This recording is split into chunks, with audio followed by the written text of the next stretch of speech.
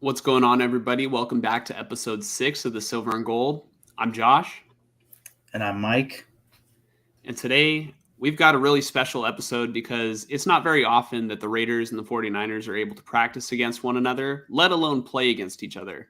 So, what perfect timing for us to be sort of in the beginning stage of our podcast than to have the Raiders and the Niners really sort of duke it out in the middle of training camp. Now, this might be one of our latest streams in terms of when we're beginning, but we're fucking fired up. We're ready to talk about some goddamn football. We're going to open it up. It's about time. It's about time, dude. The preseason it is about is starting. D-Day is on the way. But so we're going to jump right into our first topic. And the question at hand is, were the joint practices with the 49ers a success for the Raiders? I will let Mike go ahead and, take the forefront of this. I've got my thoughts, and, I'm just going to be boiling over here while Mike goes ahead and starts us. You think you know why I'm smiling? Because my answer is yes. I also agree, dude. All right. I really quick want to say, Raider fans and Raider players, why don't you pat yourselves on the fucking back? You guys really stepped up in these joint practices, and you guys went head to head with one of the best teams in the NFL, best rosters. And I'm gonna let Mike talk about what exactly happened and why it's a success for you guys.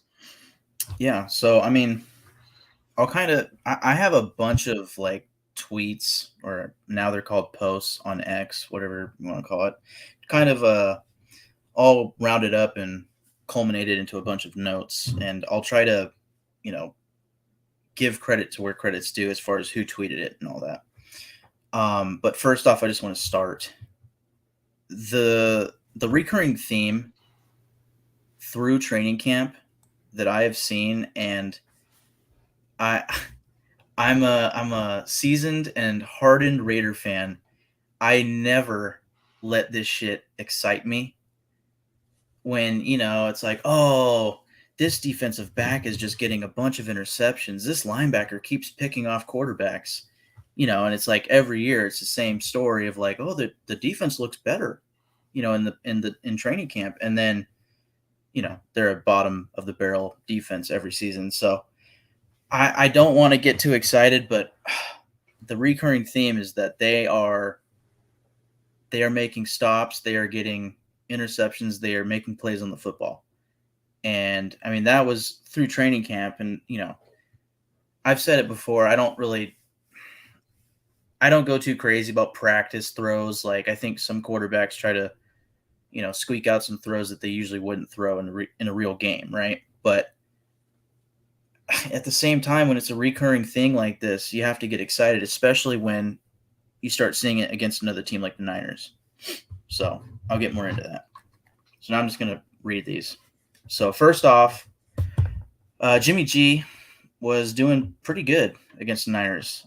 He led a touchdown drive in the 2-minute drill towards the end of practice. He threw a 15-yard touchdown to Austin Hooper. Apparently there was defensive PI, but it didn't matter. Jimmy went 4 of 6 in the drill. And this is all against the first-team defense for the Niners. This is per Levi Edwards and Vic Tafer on X. This is all from X, Twitter, whatever you want to call it, right? Raiders first-team defense got a stop in the final 2-minute drill session, ending practice for day 1 with a defensive stop. Meek Robertson with the PBU. That's per Deshaun Reed and Jesse Merrick. Devontae Adams doing Devontae Adams things. Day 1, caught a jump ball from Jimmy G over 2 defenders. Marcus Peters. Apparently, it was Marcus Peters. There was some tweets posted saying that it was Duke Shelley. Maybe they both had an interception at different times in practice. I'm not sure. I'm just going to go with Marcus Peters got the interception on Brock Purdy yesterday in the first team defense and offense matchup. I want to say that's 11 on 11s, and that's from Levi Damien. Mm-hmm. The coverage has been so mixed, in terms of like who caught what interception, who threw what interception and what drill. So yeah, I heard the media was just like so far, so it was like really tough for them to cover it. Yeah, there was a few, I think, essentially sarcastic pictures put out by certain people on X with like pictures of their binoculars and stuff because they literally needed them, So honestly, they should get a fucking telescope with how far the Raiders had them. Apparently, yeah, that's another topic. Mm-hmm. But let's see. Trey Lance led a nice drive to end practice on day one. Final pass was dropped by Cam Latu. That was a tweet that I saw. I didn't get who that was from. I also heard that too. Yeah. Again, recurring theme from this training camp. It was a great day. This is all day one. It was a great day for the Raiders defense, specifically in making plays on the football.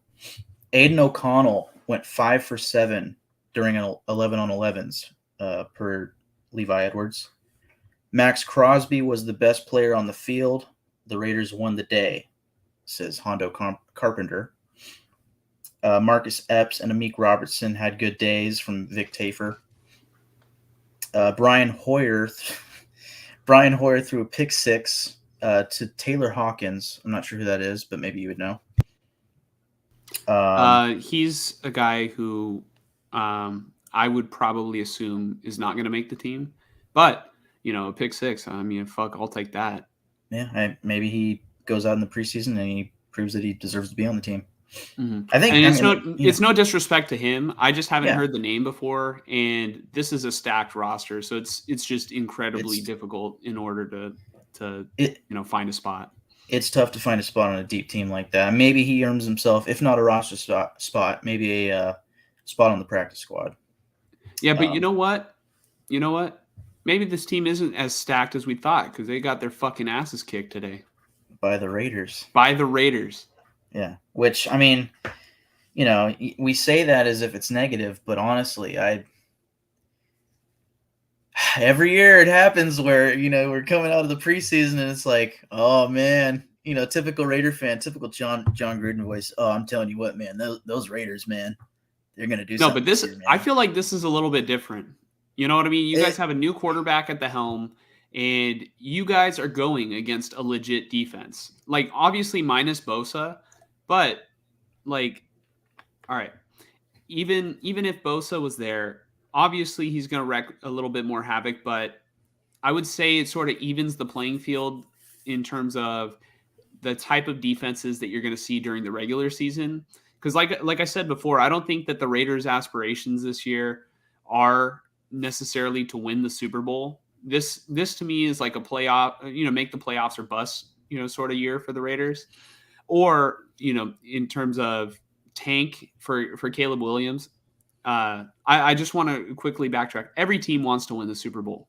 But like I said, the goal, every team's goals have to be a little bit different. And you got to be progressing towards, you got to be progressing towards that.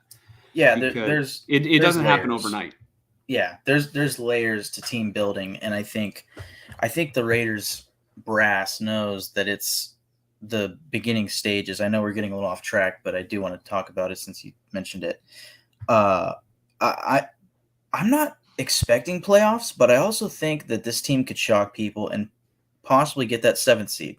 They're not winning the division. That's just not happening. There's no chance. I mean, that would take a lot of injuries to a couple of certain AFC West quarterbacks for us to win the division, But, I wouldn't just say that they could shock people. They've already shocked people, in Niner fans specifically, including myself. I would say I didn't think the Raiders really had it in them to play as well as they did. I mean, granted, it's practice, right? And then we'll see how it translates to the game on Sunday. But I mean, who really tries and wins a preseason game? You know what I mean? Yeah, the most important part is getting great reps at game speed for your guys. Yeah, well, I think for the players, it is for the players to win the game, but on a personal level for them, I'm sure it's like, I got to put good tape out there because I'm fighting to make this team, So they're playing hard. That's why the backups are out there. They're going to play their asses off. The starters go out there. Why should they? If they trot Davante Adams out there, I'd rather him jog on routes. I'm sorry. Like, I don't want to see him get hurt, which we'll talk about later, I sent you an interesting tweet or X post, whatever you want to, X video. I sent you, a post earlier about Andy Reid on the Kansas City Chiefs. I think is planning to play the starters for a half. And, I remember telling you a couple years ago that I think it is sort of important to have your starters, play a little bit in the preseason. I mean, obviously you don't want them. I think a half might be a little bit too steep, but Andy Reid sure as hell knows more about, coaching men at the NFL level than I do. You know what I mean? He has won 2 Super Bowls in like the past, 5 years? I think Andy Reid knows how to coach more than almost anybody in the NFL.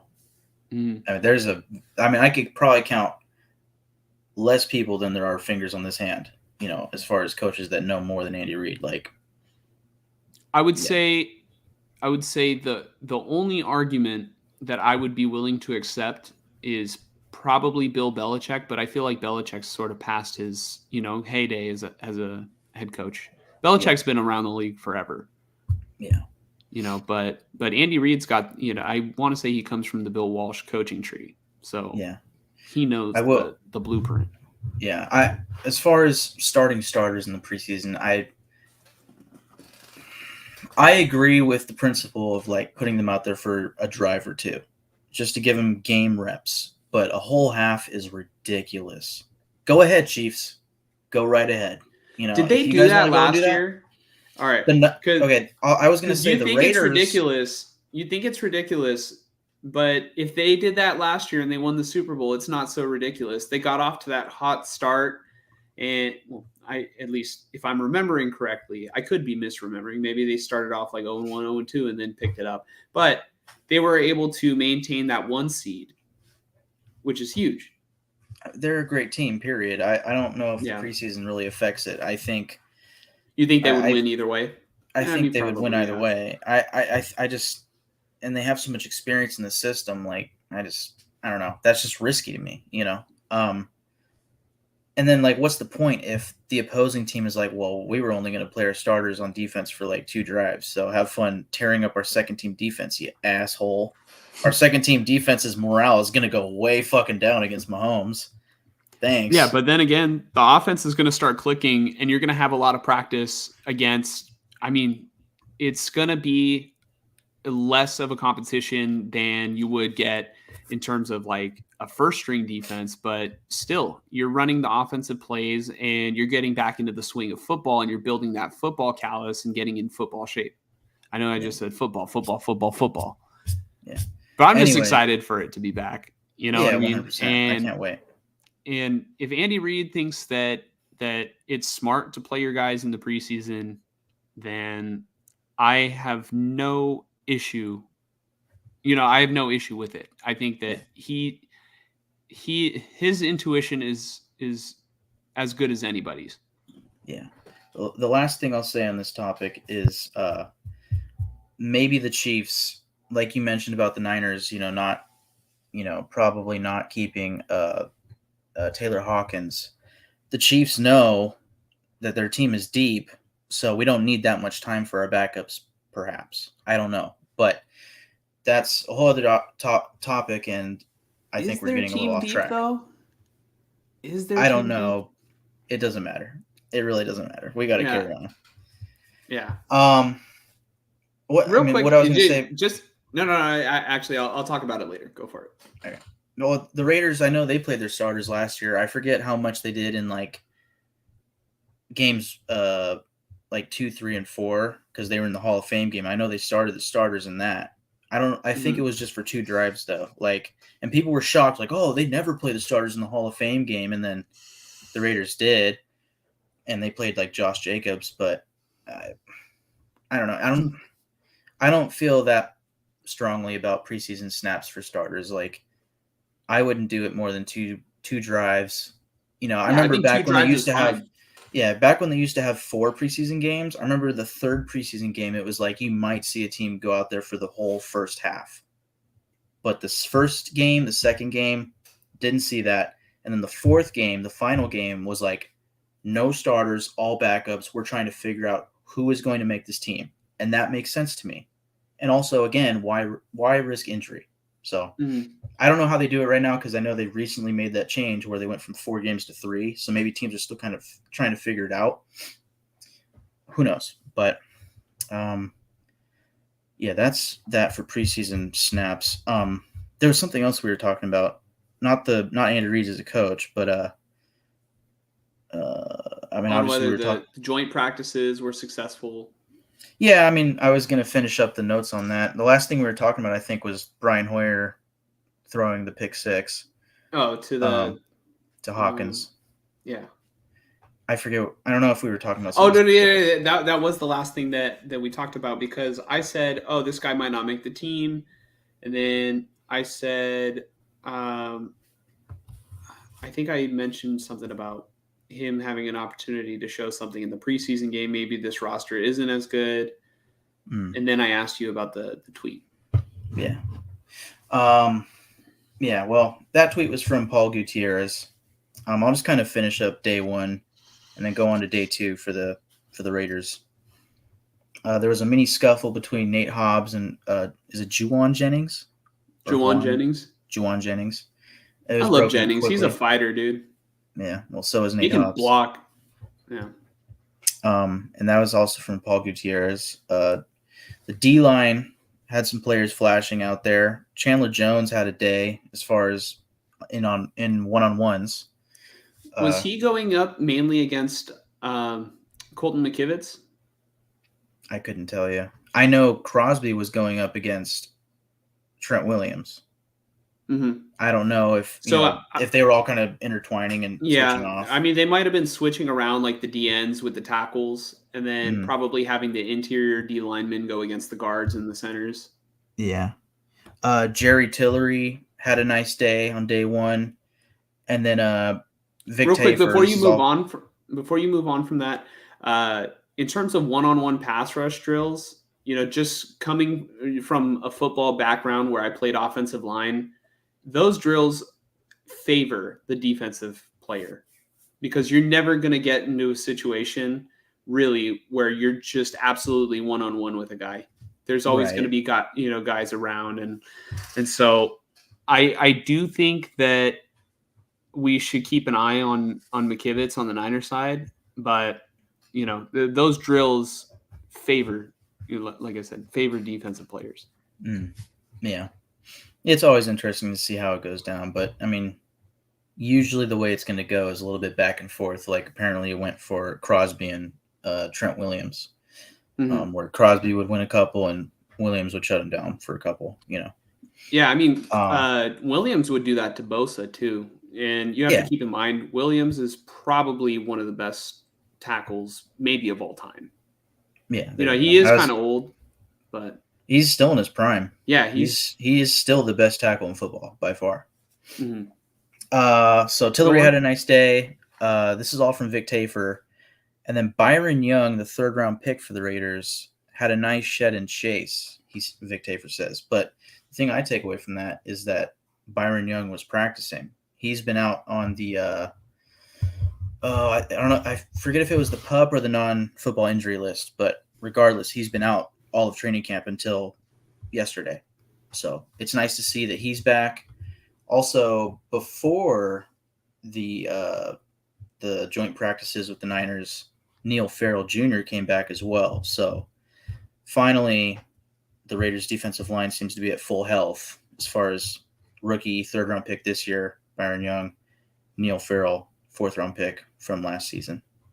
or 5th-round pick. I'm not sure, but Mhm. so that's nice. And then last one for day one is the Niners D-line got the best of the Raiders offensive line in one-on-ones, but Colton Miller, Andre James, and undrafted rookie McClendon Curtis held up well, according to Sean Reed. Mhm. So, and then I can just roll right into day two unless you have something. No, you just keep chugging along. Okay. Day two. Duke Shelley had an end zone interception on Trey Lance from Paul Gutierrez. I want to say this was on 7-on-7s. Mm-hmm. In 7-on-7s, the Raiders defense had 4 interceptions. Marcus Epps, Robert Spillane, Luke Masterson, Duke Shelley all had interceptions. This is per Levi Edwards. First play, I want to say this one is 11 on 11s. First play with the Niners back on offense, Marcus Peters gets an interception. And then as far as Raiders offense goes, Jimmy G threw a 10-yard touchdown to Jacoby Myers, followed by an outside cross touchdown to DeAndre Carter. I want to say that's 7-on-7s. This is per Levi Damien. And then, according to Sean Reed, he says, according to our unofficial media account, the Raiders defense had 6 interceptions across 7s and 11s drills today.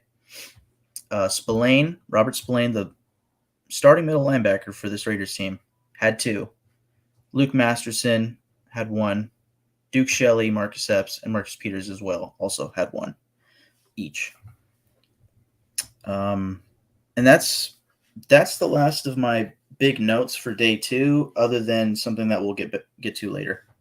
Mm-hmm. So, yeah, as far as the question at hand, if the Raiders were if these joint practices with the Niners were successful for the Raiders, hell yes, it was. Yeah, hell I mean, yeah. As far as product on the field, yes, absolutely. Which is not what I was expecting. I was expecting to come in here, with my head a little down, like, well, Jimmy G got picked off 3 times. I don't know if he got interception. I do remember seeing a tweet that he had an interception dropped. Like, it should have been picked, but it got dropped. I want to say that's the only thing I saw in both days. Not only that, but Garoppolo was driving down the field, and I heard that the Raiders had no issue driving on the 49ers defense. And it's a little bit alarming for the Niners defense because not only earlier in training camp were the Niners offense able to, just completely go down the field on them, but the Raiders without Josh Jacobs, the Raiders without, Darren Waller's gone, and Jimmy Garoppolo's been throwing picks in practice, but you can't pick him off. Like, you guys have picked him off nonstop in training camp for years. Mm. But you can't maybe Jimmy G had a little chip on his shoulder, Yeah. I love pissed off Jimmy. When the Niners drafted Lance, Jimmy came out to training camp and he was like, it was like a new energy under him. And I kind of like teased around the idea. I'm like, what if the Niners spent 3 first-round picks just to light a fire under Jimmy G's ass and piss him off? But yeah, apparently their intention was slightly different. They spent 3 first-round picks to piss me off. Yes. But in terms of the question, Raiders, like I said earlier, you should feel proud.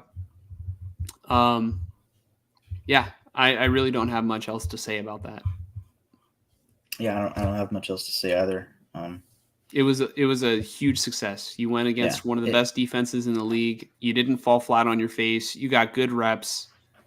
And the only thing I will say that was almost a disaster, it almost made the entire thing a disaster, is the fact that Davante Adams had a moment in practice where he went down with an injury.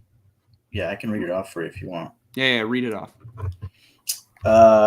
So Jimmy G threw him a slant that led him to Oren Burks.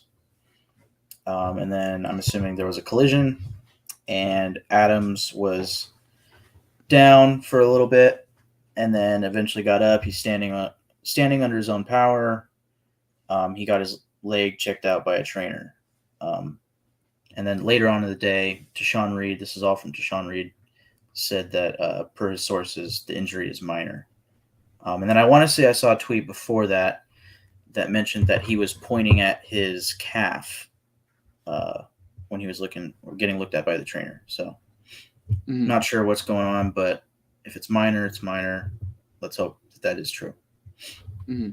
Yeah. I don't like to hear this as a fan of the other team, or if this happens to any other team. I enjoy when all the players are healthy and the best guys are able to go out and compete. That's just the type of fan that I am. And hearing that Davante Adams went down, I'm glad that it's not serious. And I hope it continues, let's just say they do tests. I hope Davante's able to get back on the field relatively quickly. It sounds like it's not serious. So yeah, it sounds like it's not too serious. I think if it were really serious, the tweets would have made it pretty obvious. The one that was worrisome was he was down for a while and then he got helped off the field and he was hobbled. I was like, ooh, helped off the field. Hold on, But luckily, it sounds like it's not something serious. So I mean, one thing I will say is I heard that the 49ers came out with high intensity today, to begin practice. And this is just sort of the dark side of football of what can happen. Anything can change in an instant. But thankfully, for Davante, it doesn't seem like it's going to be impactful to his season. Yeah. So certainly hope not. Yeah. I was going to say, there's a lot of uncertainty about Josh Jacobs. I don't know if we were planning on talking about him later or not. I forget. But, I expect Jacobs to be on the field for the Raiders. I don't know about week 1, but this season, But if for some reason Josh Jacobs can't go for the Raiders, Davante Adams is going to get a funnel, for this offense. He will be the offense, essentially. I mean, it'll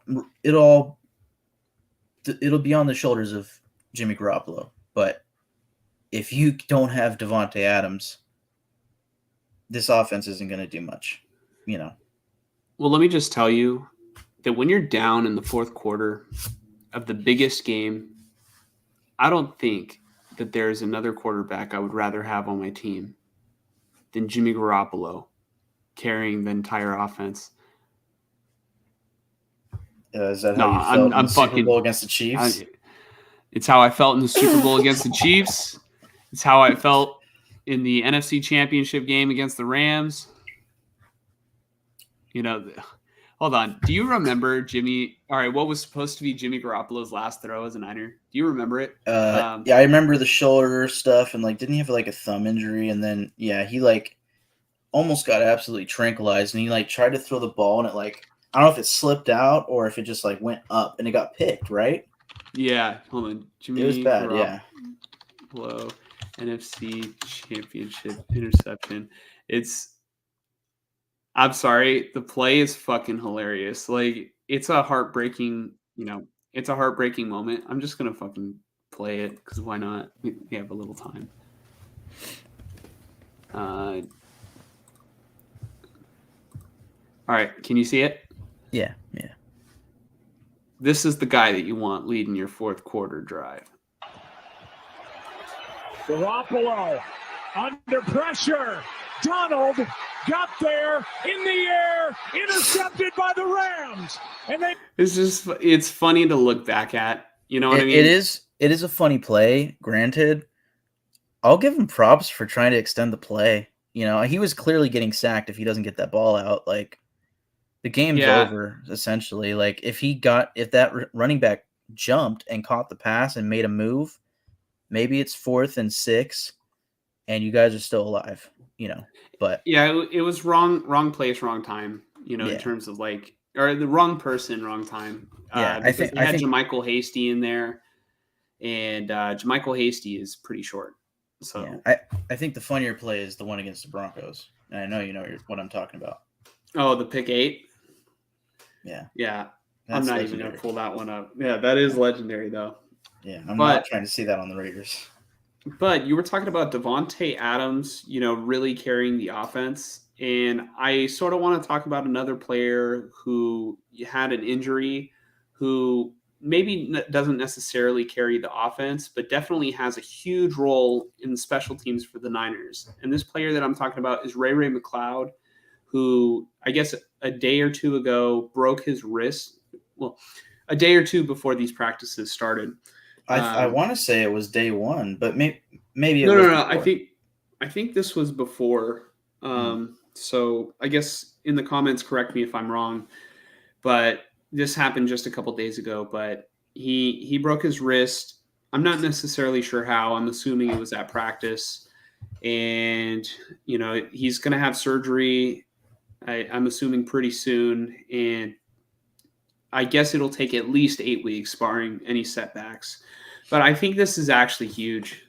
This is actually a really big deal for the Niners because, special teams is that third aspect of the game that can be the difference between winning or losing, like a really big game, as we saw with the Niners in 2021 against the Packers in the snow when Jordan Willis stuck his hand up and was able to block the punt, and Talanoa Hufanga was able to scoop and score for the touchdown that ultimately sent the Niners to the NFC Championship game. Yeah. The one that we just showed the clip for. But I think it's not only huge in terms of the next 8 weeks, but beyond that. It's his wrist. How's the strength going to be in his wrist after 8 weeks? Is he going to be able to grip the ball, and catch the ball? I guess at the same level that he was able to before the injury. That would be my main concern, because once you're on punt return, or once you have the ball in your hand in open space, what everybody tries to do is punch the ball out. Is he going to be able to take the punches? I'm assuming he will be carrying the ball in the opposite wrist. And I don't know which wrist that he broke, whether it was his dominant hand or not, but I just wonder the long-term effects and who is going to step up. This might also impact the roster breakdown, or the cut down, because they might have to keep a guy like Ronnie Bell or some other skill player instead of maybe another lineman. Right. Or they might keep one skill player over the other just for the ability to punt return and kick return. Now, I was listening to Grant Cohn talk about this earlier, and he sort of suggested that maybe they should put Debo at punt and kick returner, because he's one of the best ball carriers in the NFL. You put the ball in his hands in open space, good luck. Right. But then again, I would just be worried with the drops that Debo has. I think in 2021, Debo had his great year. He still had a lot of drops, but I want to say he was able to kick return and punt return still at a high level that season. So as long as Debo can, work on his ball security, he doesn't really fumble a lot, but if he can just work on securing the football first and then taking off and running, I think that would be huge. For it would definitely sort of justify his contract and how much he's making if they can use him. If they can use him like how they used him in 2021 in sort of like a gadget kind of role. Excuse me, by the way. Yeah. Well, okay. Here's my question. Who else could return kicks? Apparently Brandon Ayuk was really good at it in college, but he wasn't very good at it when they put him back there a year or two ago. See, here's my thing: is a year or two ago, I want to say it was with Gruden, the Raiders had Hunter Renfrow returning kicks and punts. And yeah, I understood it. Like, returning punts is different than kicks. I think you want your kick returner to be a speed, returner. I think you want your punt returner to be like savvy, kind of a jump cut sort of guy and good in space, right? Or good in finding space. And of course, sure-handed. So I get it. There was always in the back of my mind, like, God, if Renfrow gets hurt on a punt return, that's going to feel so stupid, And I'm not the biggest believer in having your star players return kicks.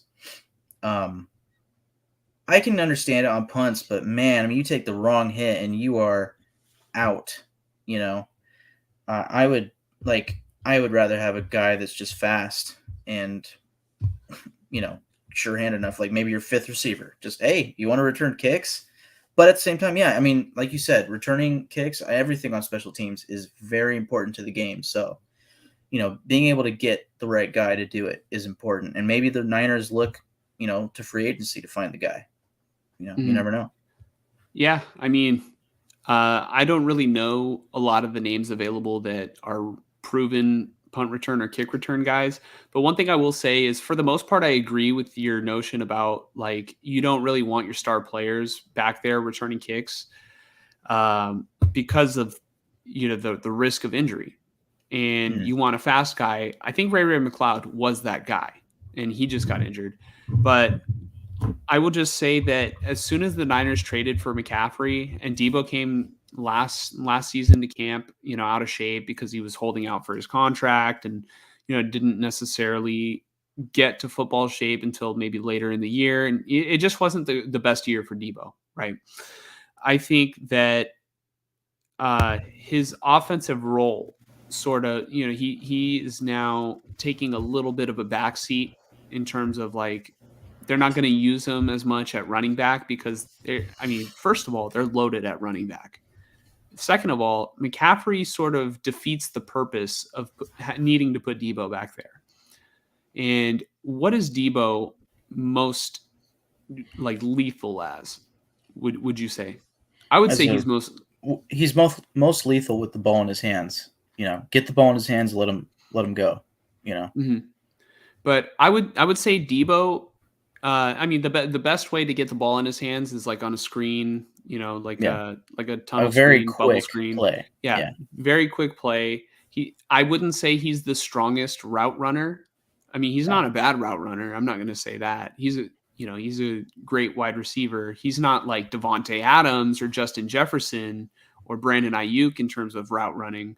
Yeah. But this is why he was so good at running as a running back, is just because just get the ball in his hands and he knows how to he barrels plays. over people and he's quick. Yeah. He's fast. Quick. He makes cuts. He can juke you. He can run through you.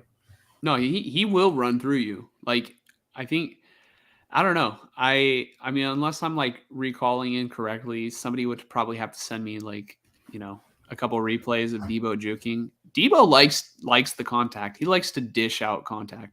Yeah. He will go into somebody and I do remember him juking out Jalen Ramsey. And then like he posted that video on his Instagram, I remember that. That was funny. But Debo's just such a he's such a weapon. And if you can get him on special teams, and if he's gonna be similar to what he is, like on the offensive end, like as soon as you get the ball in his hands, like watch out, it could be a touchdown on that play. I think, you might have to really look into that, because like I said, he's going to be taking less of a role on the offense, but like you mentioned, you don't want him getting hurt. And I think, that's just the main concern, I guess, for anybody. But for a team that's got so much talent,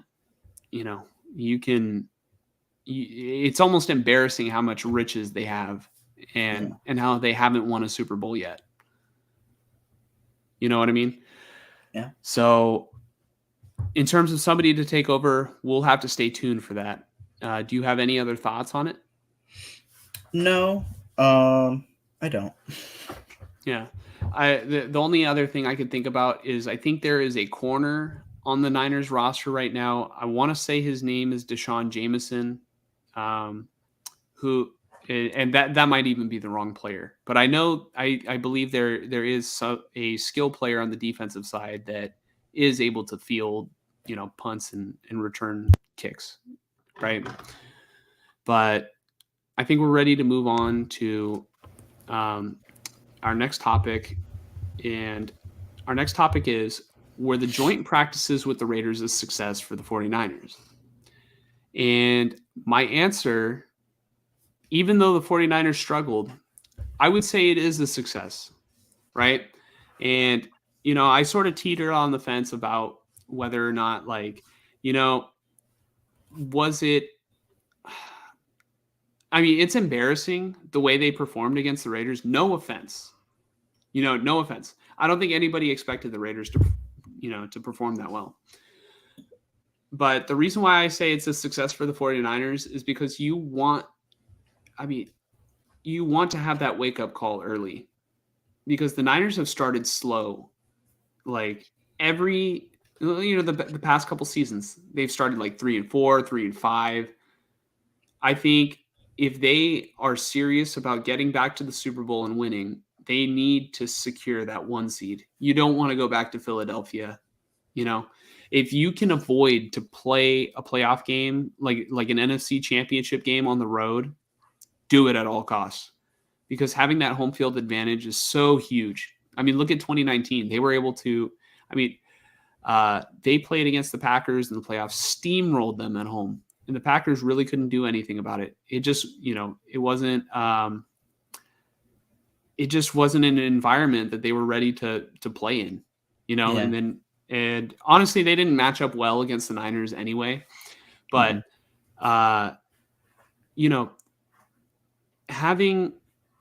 having a faster start, I think, is going to be a huge thing for this team. And having the wake-up call happen in training camp versus having it happen when you're, oh shit, we're 3-5 and might not make the playoffs, right? Right. I think that's a huge difference. And you're going against a team who might not make the playoffs and you're struggling, right? I think it is a success in that regard, but I have a message for the Niner teams. You guys honestly should be ashamed of yourselves that you let the Raiders drive on you like that. You're supposed to be a top tier defense. I don't care if Nick Bosa's on the field. In 2020, you guys didn't have Nick Bosa, and you guys were still a top 5 defense in the league. I understand that you have a new defensive coordinator, but there's just too much talent on that defense to be letting a quarterback that you've seen for several years now play with less talent. No offense to the Raider receivers, but that is a less talented team than the 49ers have been for the past several years. And you just let them fucking, go by you. And I understand you're in a different environment, but I don't care. The good teams are supposed to smack the bad teams. And maybe the Raiders will be better than everybody anticipated this year. But that's just on the defensive side of the ball. Where I'm also really disappointed is how many interceptions, not just Brock Purdy threw, but all the quarterbacks, right? I want to say that they combined for 6 interceptions today. And a lot of those came in 7-on-7 drills, right? And so a little bit of both. Yeah, a little bit of both. I see a couple comments. I will get to those in a second, but you are throwing balls in a 7-on-7 drill. You should not throw that many interceptions. I'm sorry. There's no lineman coming at you, right? There's no excuse to have pressure in your face. And when I said that the offensive pass rush, the defensive pass rush versus the offensive, pass blocker drill favors the defense. when it comes to skill positions, like 7-on-7 drills and you go like 1-on-1s like this favors the offense. Yeah. I'm sorry. Like you only have 7 players on the field. You're not able to do what you're able to do to force defenses to go to force offenses to go to a particular side of the field or whatever. For the most part, it's guys, covering guys in man coverage, or maybe you might throw in some zone. But I mean, this is like what do they call it? Elementary, right? This is like entry level stuff, right? I'm not here to say that there aren't supposed to be any interceptions, and maybe you're just trying something out, but it's just not a good look for a team that is looking to win the Super Bowl. And I'm not, it sounds like I'm overreacting to the picks, which I am complaining about them because it's coming against the Raiders. But I mean, just, you have to be improving, right? You don't want to be making the same mistakes every day, because I'm a firm believer that you practice the way you play, right? And if you are going to be throwing a lot of interceptions in practice against another team, when you get in the game, you're also probably going to be throwing, interceptions if you aren't improving. And I want to say Brock Purdy threw 4 interceptions today. It was 3 or 4. It was either 3 or 4. It was 3. I have it right here. It says 3 right here. It could have been 4, but I think it was just 3. Okay. I also heard that there were several dropped interceptions. And, that's going to sort of lead us into our next topic. But do you have any thoughts on whether or not this was a success for the 49ers or not? Do you disagree with me? Do you agree with me?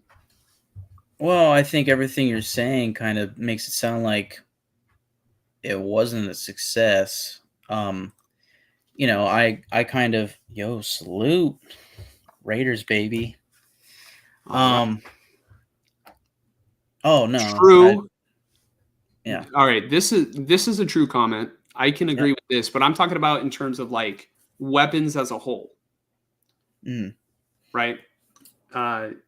So I think Devontae Adams versus Deebo Samuel, like 2 completely different players, but like, having a group of guys around you, I don't even think you can argue it. Sorry, what did you say earlier? I kind of must have spaced out.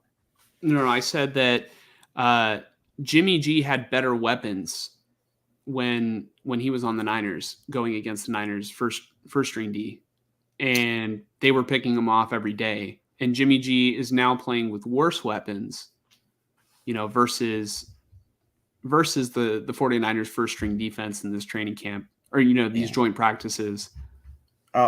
I'll say this. I want to say, actually, you said the same exact thing in another video before, and I like rewatched it, and I was like, you know what? I wish I kind of spoke up. I do think overall the Niners' offensive skill position players, the starters at the top, overall are better than the Raiders. And maybe, if you're talking Jimmy G practicing, you might take out McCaffrey, because most of his time with the Niners, there was no McCaffrey. But still, Ayuk, Kittle, Deebo, like those 3.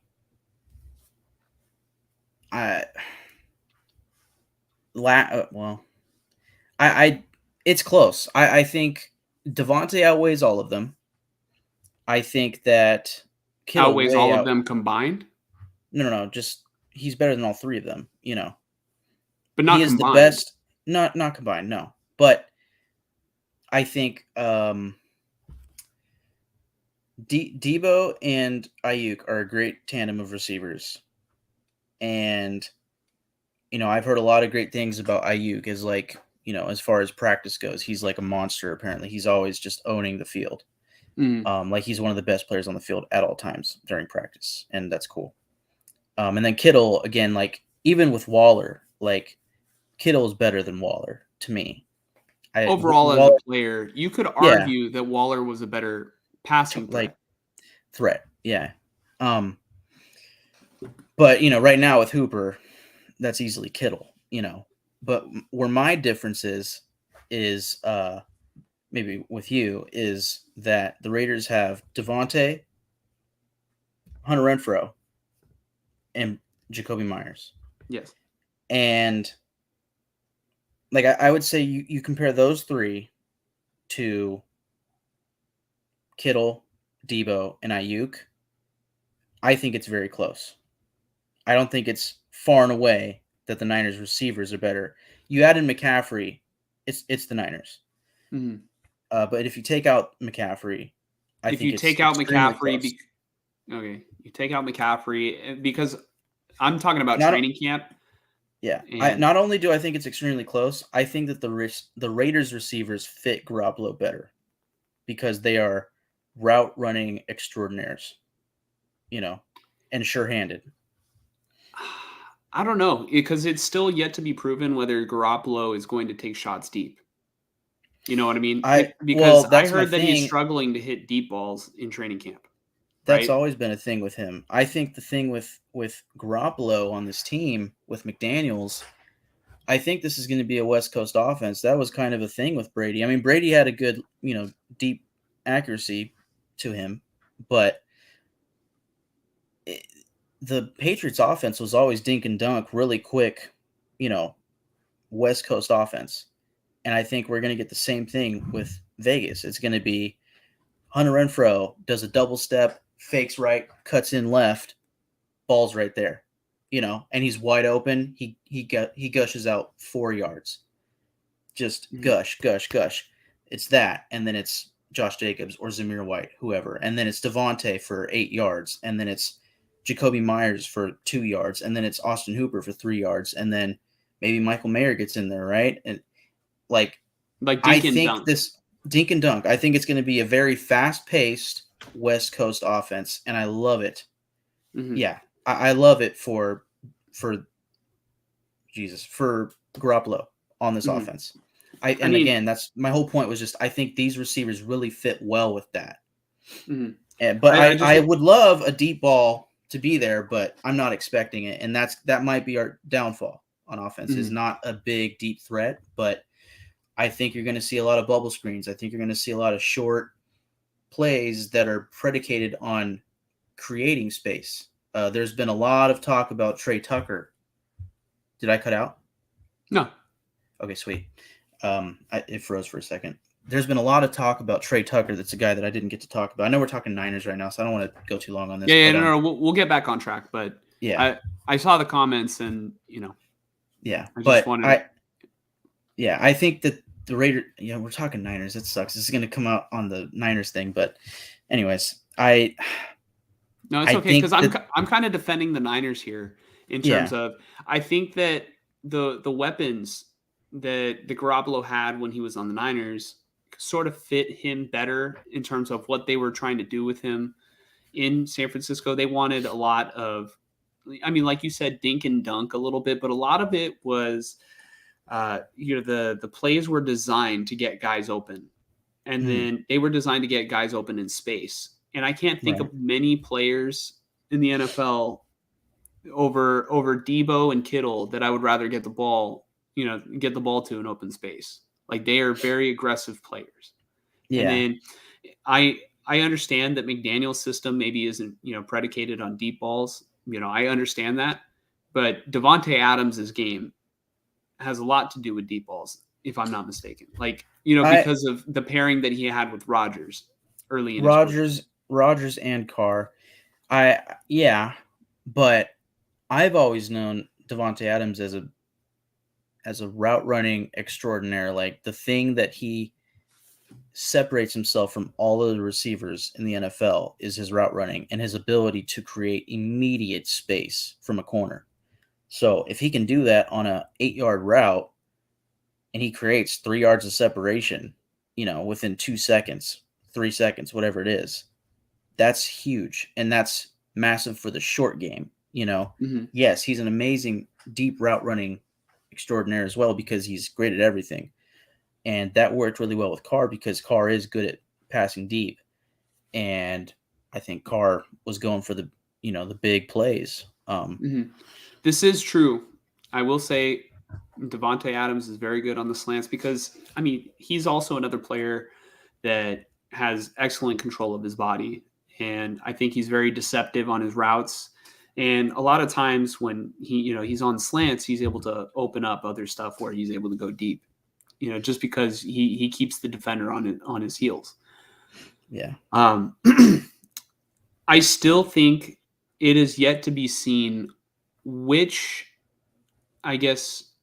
mold of receiver is better for Garoppolo, because one of the things I told Mike over here that I was very interested to see this season is I want to see if Jimmy can lead a team without Shanahan, and Shanahan's scheme just sort of making it super easy for him. And, the whole screen game and, throwing a lot of balls at the line of scrimmage, right? I think Davante Adams utilizes a whole different. Are you all right, Mike? What's going on over there? I'm hearing something.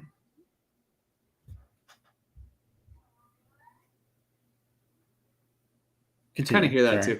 I think Davante Adams uses a whole different skill set than what Jimmy was accustomed to in terms of 49ers. By the way, Joel, we really appreciate your comments, by the way. And I know I ignored one. Adams, Renfro, Myers, and Jacobs is pretty damn solid. I agree. Those are great weapons. Yeah. I just personally, I am interested to see how they're going to fit with Garoppolo versus how the Niners weapons fit with Garoppolo. Yeah. And then Joel also said, from the 49er beat writers, what was the consensus of how scrimmages went? According to Raider beat writers, you guys dominated it. Let me say something really quick. That right there is a great way to get back to the topic. That's a great way to get back to our topic. And it is a great way. Great question. And yes, like you said, thank you, Joel, for these comments. And yeah, we appreciate it. So, I mean, the reporting on Niner beat writing can be sort of like split. Like you'll get half of guys that say that, Brock Purdy or the offense, had a really solid day. And then you'll have your more pessimistic or more brutally honest people say, you know what? The completion percentage was high, but this is how it looked. And I would say the way that the joint practices went and the way that the coverages were, it was a little mixed in terms of like the numbers, the numbers that came out. It was a little bit different because the Raiders had all of the riders like super far away, like at least 100 yards away from the action. So they had to look at a lot of stuff through their binoculars. But I heard, from the beat writers that the Niners struggled. Like it was not good. The defense was allowing the Raiders to just, go drive after drive on them. And the Niners offense, they threw a lot of interceptions. So, I mean, unless there's beat writers out there that think that interceptions are not, I mean, in practice, it's a little bit different because, like we've said before, you're trying things out versus in like an actual game, like you don't have the opportunity to throw certain passes because, you want to protect the football. But I guess the consensus of beat writers that I follow say that, the Niners struggled today versus the Raiders. And I would have to say that looking at the stats and the coverage that I got, I think that the Raiders kicked the Niners' ass today. And I was pissed. Yeah. I had a few things I was going to say. Yeah, you mentioned, how far away reporters were from the practice field. And I think that's always kind of been a thing with the Raiders. And then two things I was going to say about just these practices overall.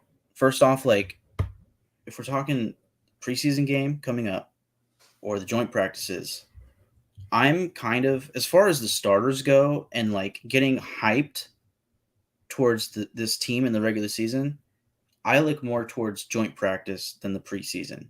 You know, I want to see, oh, what does Devontae Adams do? What does Duke Shelley do? What does Amik Robertson? What does Nate Hobbs? These starters, Robert Spillane. I did not expect Robert Spillane to get like 3 or 4 picks over the past 2 days. Wasn't expecting that at all, and he's a starting linebacker. So props to him.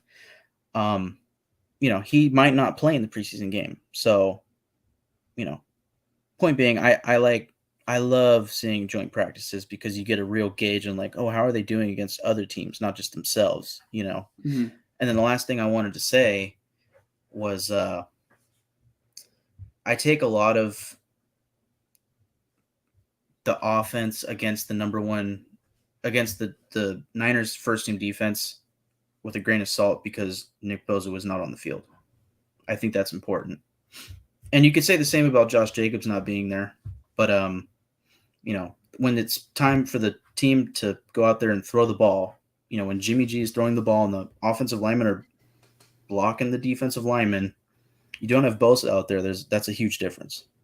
So, Well, I mean, yeah, it's a huge difference in terms of typically you need at least 2 guys on Bosa practically every play. Yeah.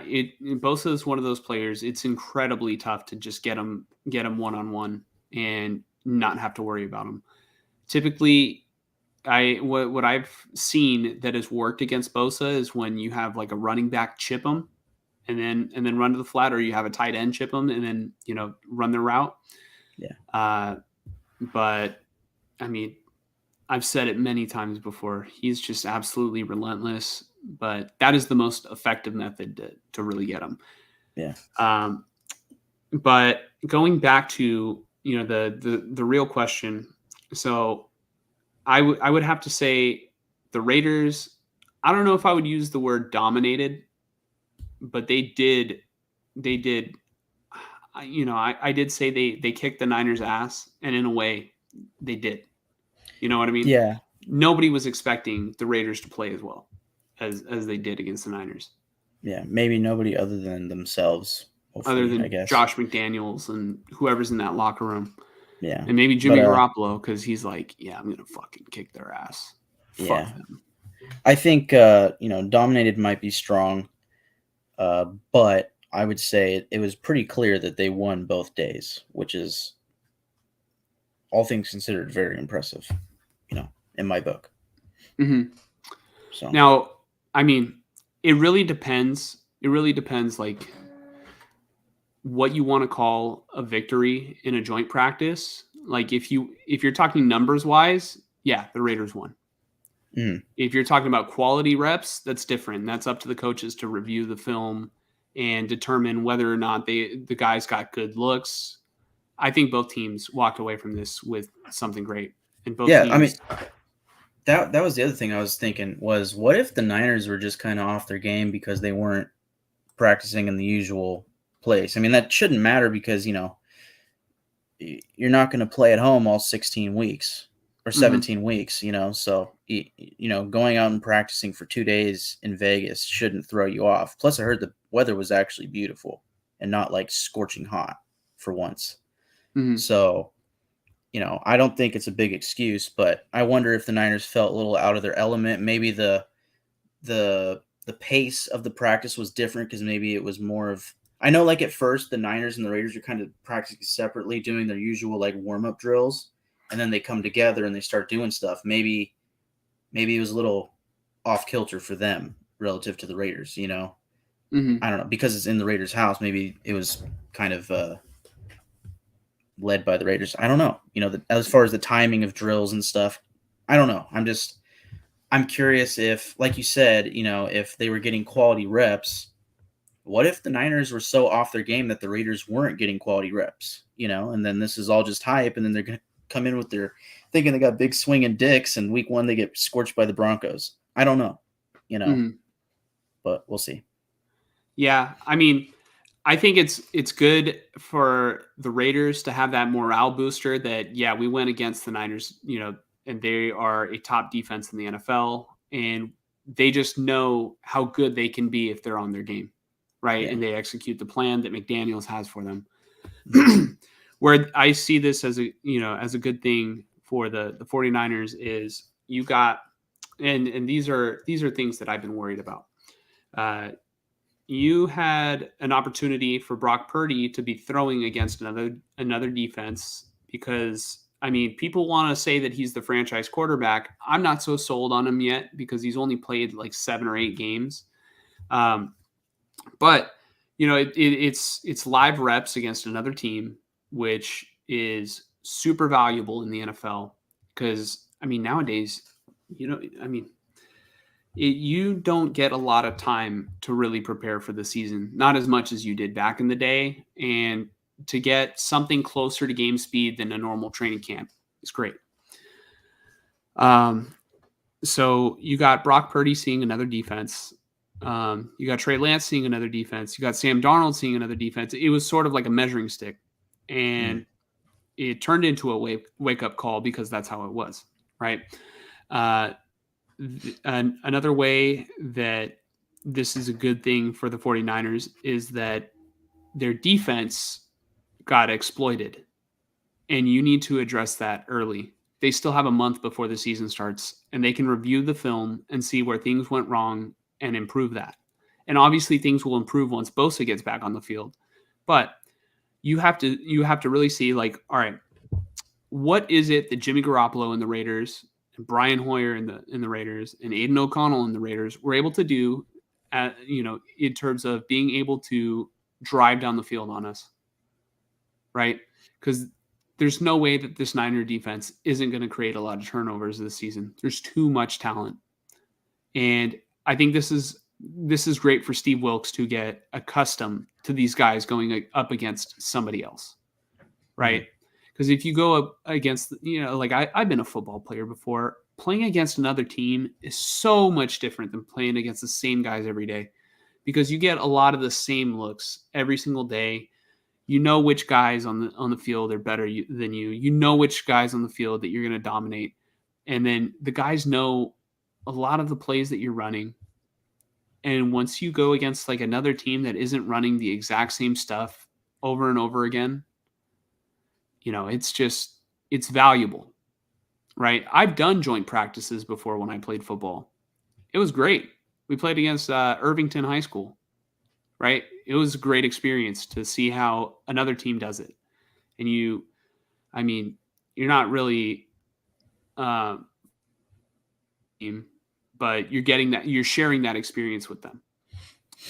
And so getting back to where this is good, the 49ers offensive line, who I have a lot of question marks about the right side, they got reps against the Raiders defense.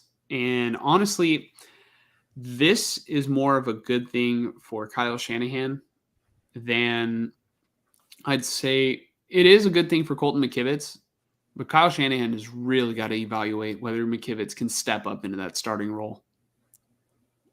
And Chandler Jones is a great,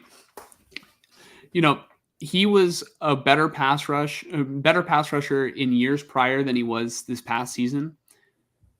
But Chandler Jones has, been a solid pass rusher for most of his career. I'd still say he's probably a top 15 pass rusher in the league right now. Yeah, I would probably say so. I would have to see 15 names for me to disagree with that, right? I'd also have to see how he does this year. If he doesn't do it, if he does the same thing as last season, then it's off. Like, yeah. But yeah, just sort of evaluating players a little bit differently. I think that's super, it was successful in that regard, but they really I feel like they needed this wake-up call because they're not as great as they think they are. Right? And the only way that you're going to find that out is if somebody else kicks your ass. Right? I'm going to go ahead and take this other comment. I'm way more interested in how our defense did against the Niners number ones. Can't remember the last time our defense created as many turnovers. Granted, it's practice. That is true. And this is a great comment because I was looking for an opportunity to say, man, what a signing Marcus Peters was for the Raiders. Oh, dude. Yeah, I should have talked about that when we were talking about the Raiders. Yeah, What a like signing.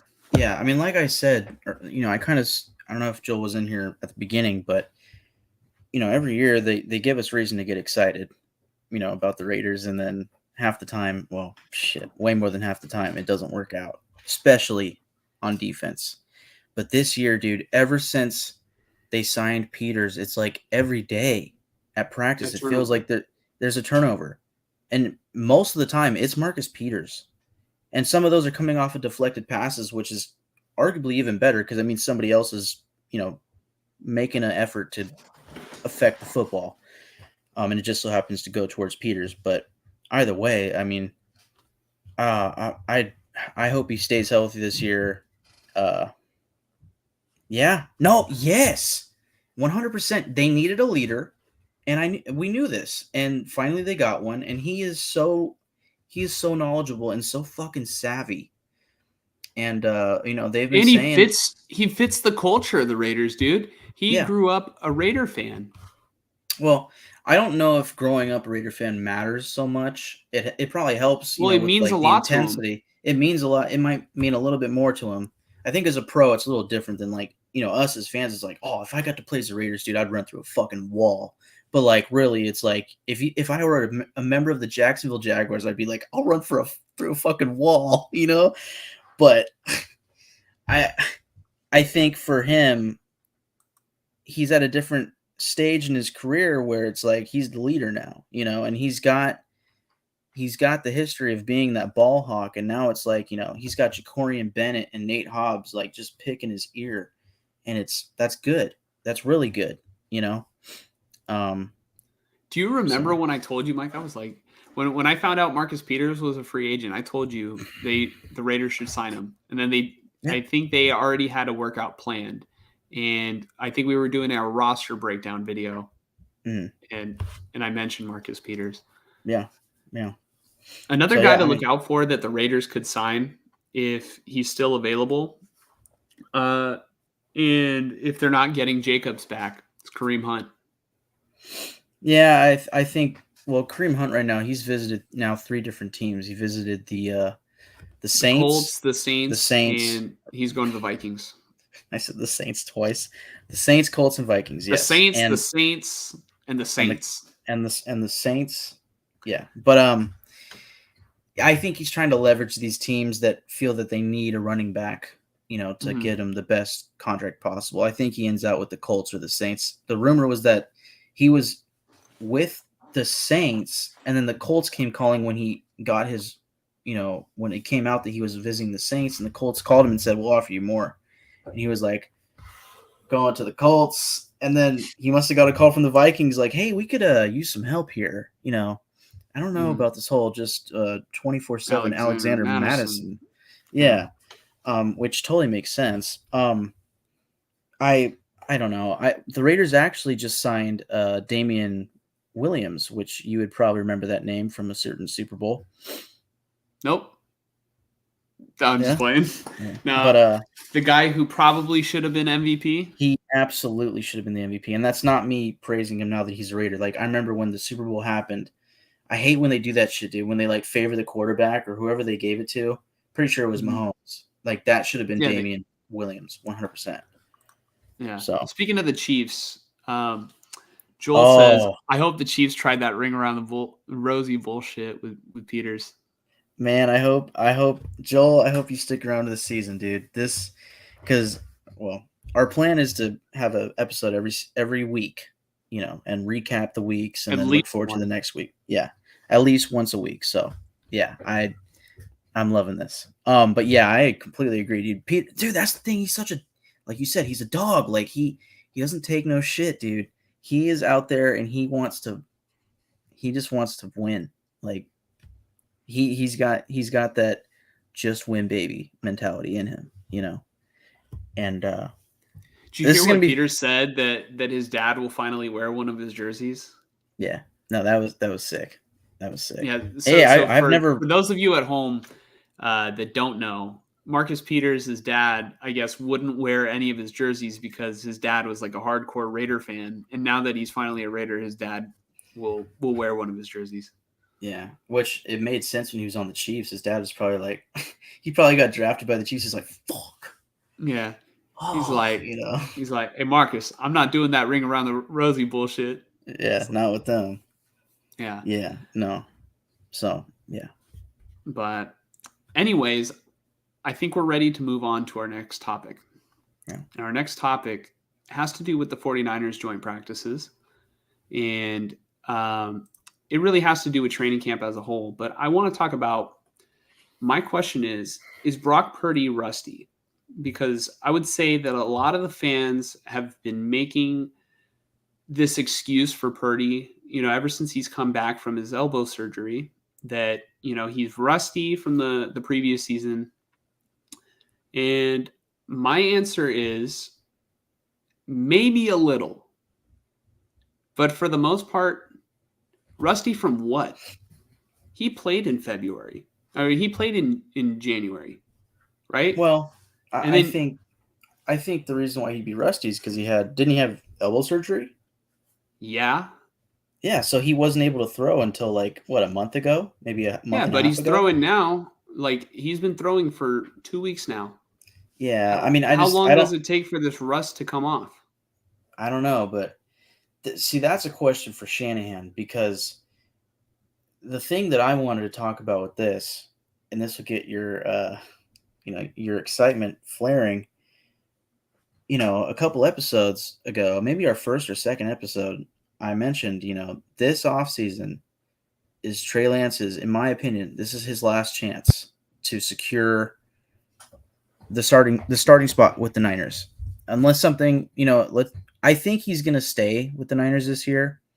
There is the offset chance that a team comes knocking with a great offer that the Niners feel they can't refuse, but I think the Niners learned from last season and the whole Josh Johnson NFC Championship and realized they need to have bodies at quarterback.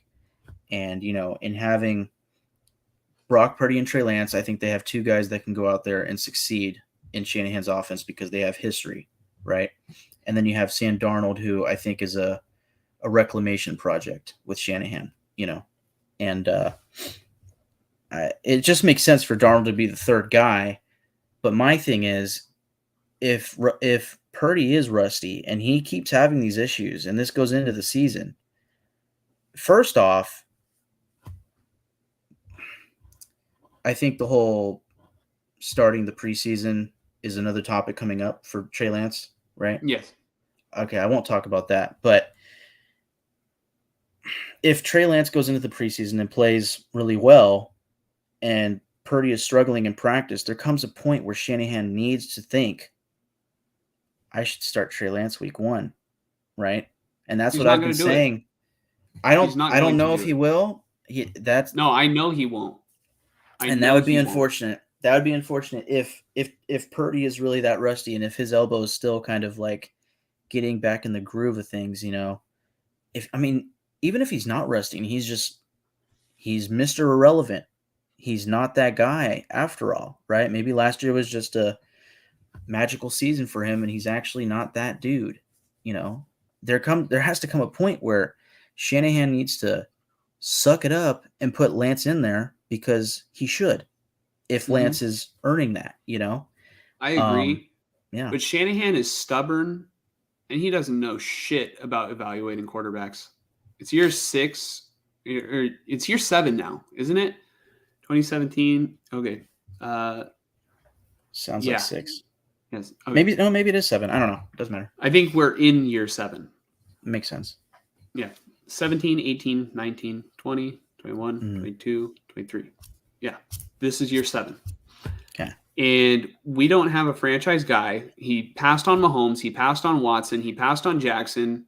He didn't get Kirk Cousins, which was his plan A. He said no to Tom Brady in favor of keeping Garoppolo, and then traded up 3 first-round picks for the rawest quarterback prospect, and then fucking doesn't like him anymore or something. Yeah. He doesn't know shit about quarterbacks.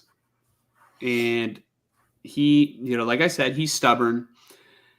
I want to say that Trey Lance had better numbers in his rookie training camp than Garoppolo. But I mean, granted, Lance was going against the second stringers, but Jimmy started anyway because that was the plan, right? The plan was to have Jimmy start, and then Lance obviously chipped his finger against the Raiders. And then that really, I guess, pushed back Lance for a year and a half.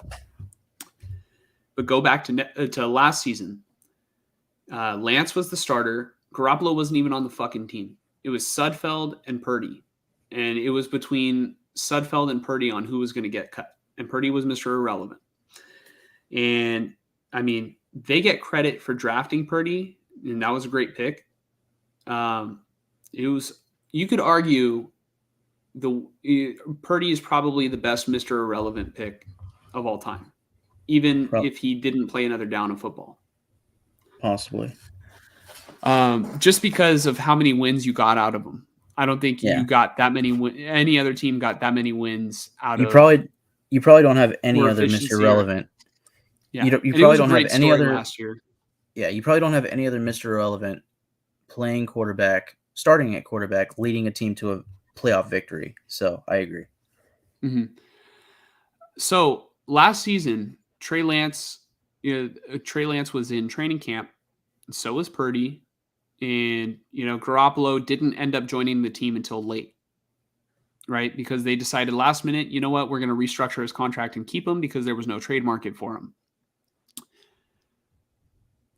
If, Purdy, I think, had probably, maybe better numbers. I would have to look, but that's against like the third string Niner defense, and Lance was going against the starters, right? But Shanahan has said that Purdy is the real deal. And if Lance was really struggling last year, or if you had any doubts, why would you go into the season, if you know that Purdy is that good? Why would you go in? Why wouldn't you make it a competition between the two? Right.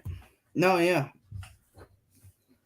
Yeah, right? I mean, that's what I said, like, the last episode was like, honestly, based off of how much they invested in Trey Lance and, Purdy coming off an injury, and, a year ago, Trey Lance was the unquestioned starter. Mm-hmm. Why isn't he getting that same chance this year? Because what halted Trey Lance last year was an injury. It wasn't that he sucked. It wasn't that he played himself off the field. He got hurt. So what has changed for Shanahan? That's my question. Well, in reality, I don't think anything has changed besides the fact that we just get further and further away from the last time Lance had a full season as a starting quarterback. Yeah, I think what changed for him was seeing Purdy on the field against starters. That too. So Shanahan's going with the known. He knows what Purdy will give him, and he doesn't know what Lance will give him.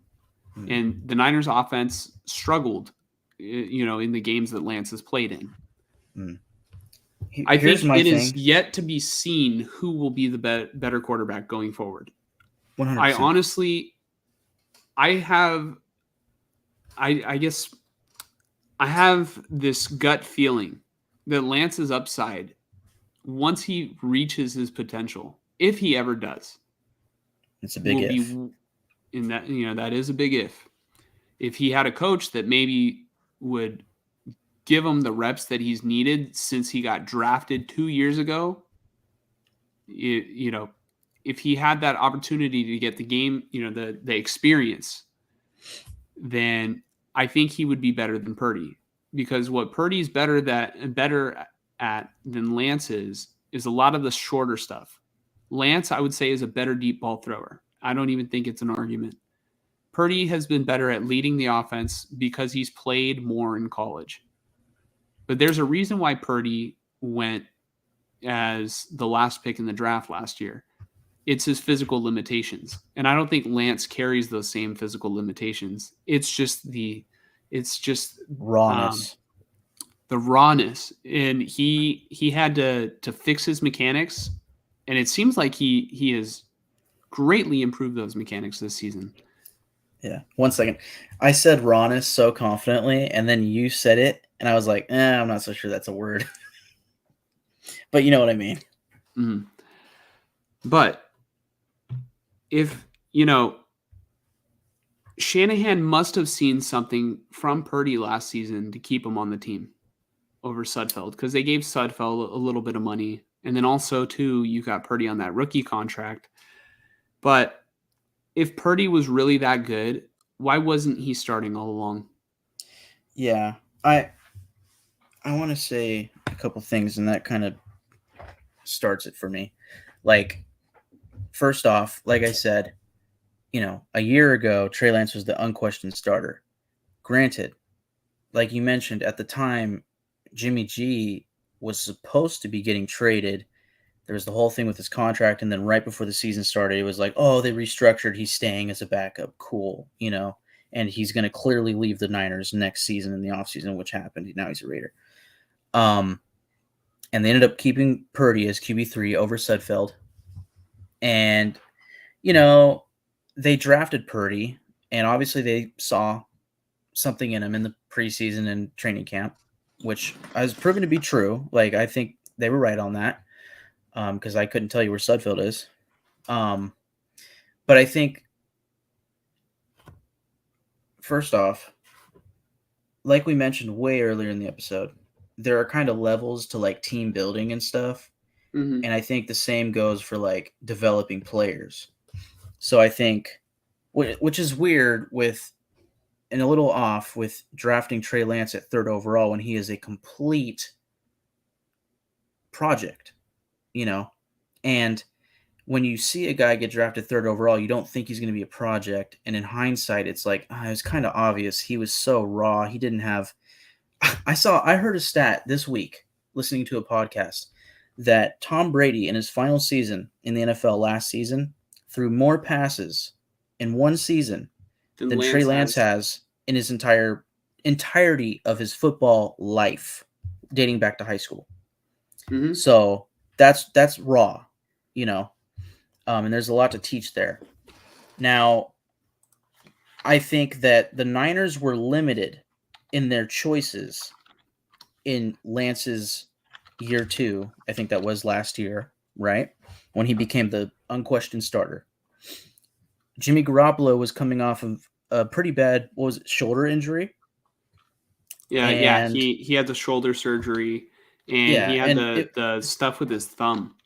Yeah, and all of that paired with just the uncertainty of him even staying on the team. If he wasn't so injured, he would have been traded. That was the idea. So Jimmy G was off the table. And then it's Trey Lance, the 3rd overall pick, Nate Sudfeld, and Mr. Irrelevant. It's obvious who you start, in that season. It's Trey Lance. We invested so much in him, he has to start. And then he gets hurt, and it's like, oh, that's 2 years in a row where he's like gotten hurt, and he, didn't play too much on the field. And for me, there's the question of, what does Shanahan actually think of him? Mm-hmm. What does he see from him? And I totally agree with you. It seems like he doesn't get that many reps. And, we're going to talk more about the preseason later, but I think the preseason is the major key for Trey Lance this offseason. The preseason is where he's going to get those snaps, real game play experience, and to show himself off. This is where it matters. This game against the Raiders is huge for him because he's starting. Mm-hmm. But the thing with Trey Lance or Brock Purdy, and your question of why wasn't he starting all along, I think it's because he was Mr. Irrelevant and he never got snaps against starters. Mm-hmm. So how can you say, oh, he's clearly good enough to start? He's a project and he's been going up against 3rd stringers.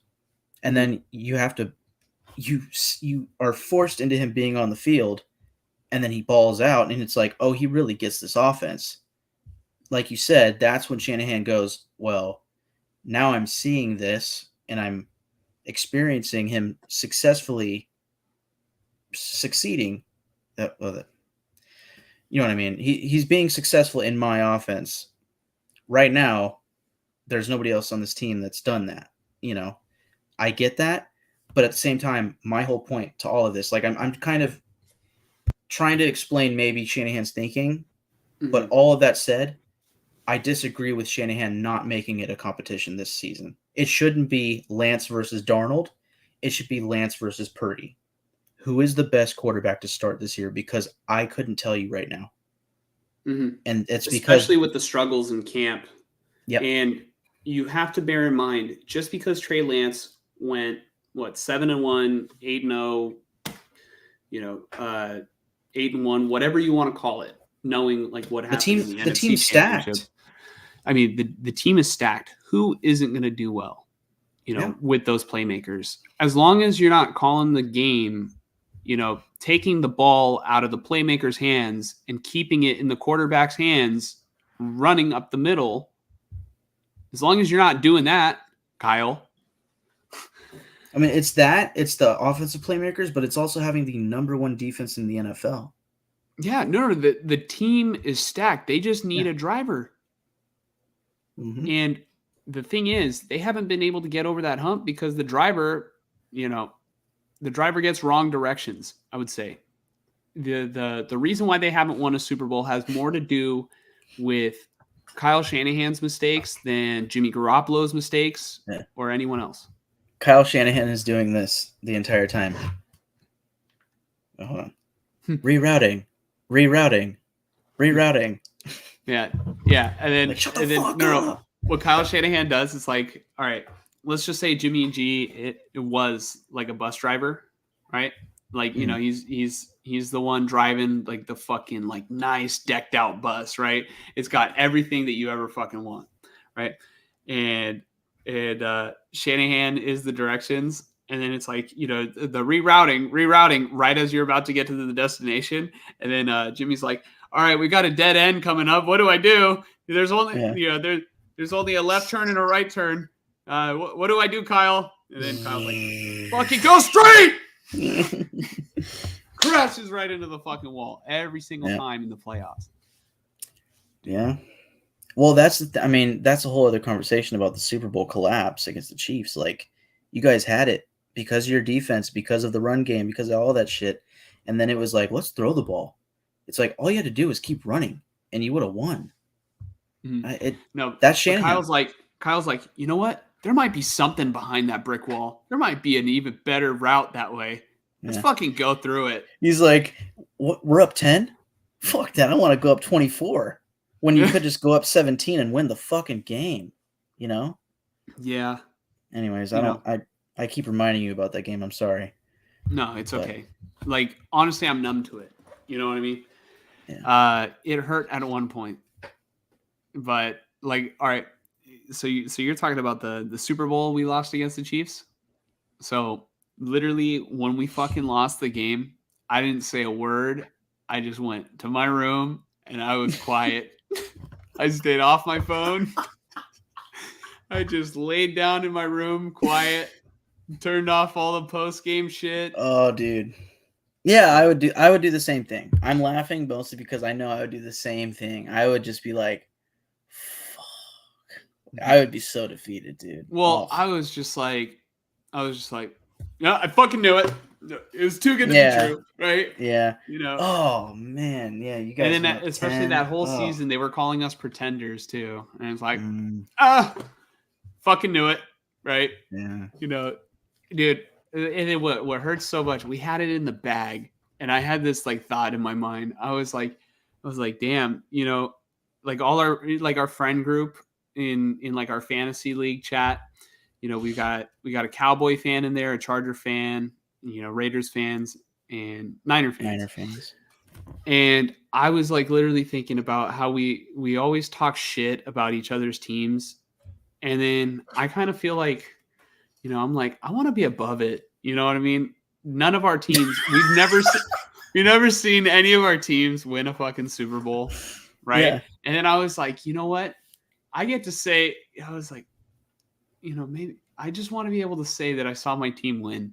And then I just want to be able to point to like, all right, that one ring, it's like, you guys have never seen that. Yeah. And you know what I fucking saw? I saw Kyle Shanahan go, Throw the ball, Jim. Yeah. Throw the ball. Run through the brick wall, Jim. Are you sure? We can just run the ball to the left or to the right. Go through it, Jim. Yeah. Yeah. Kyle, I'm thinking maybe we should check to a run here. What do you think of maybe a run inside?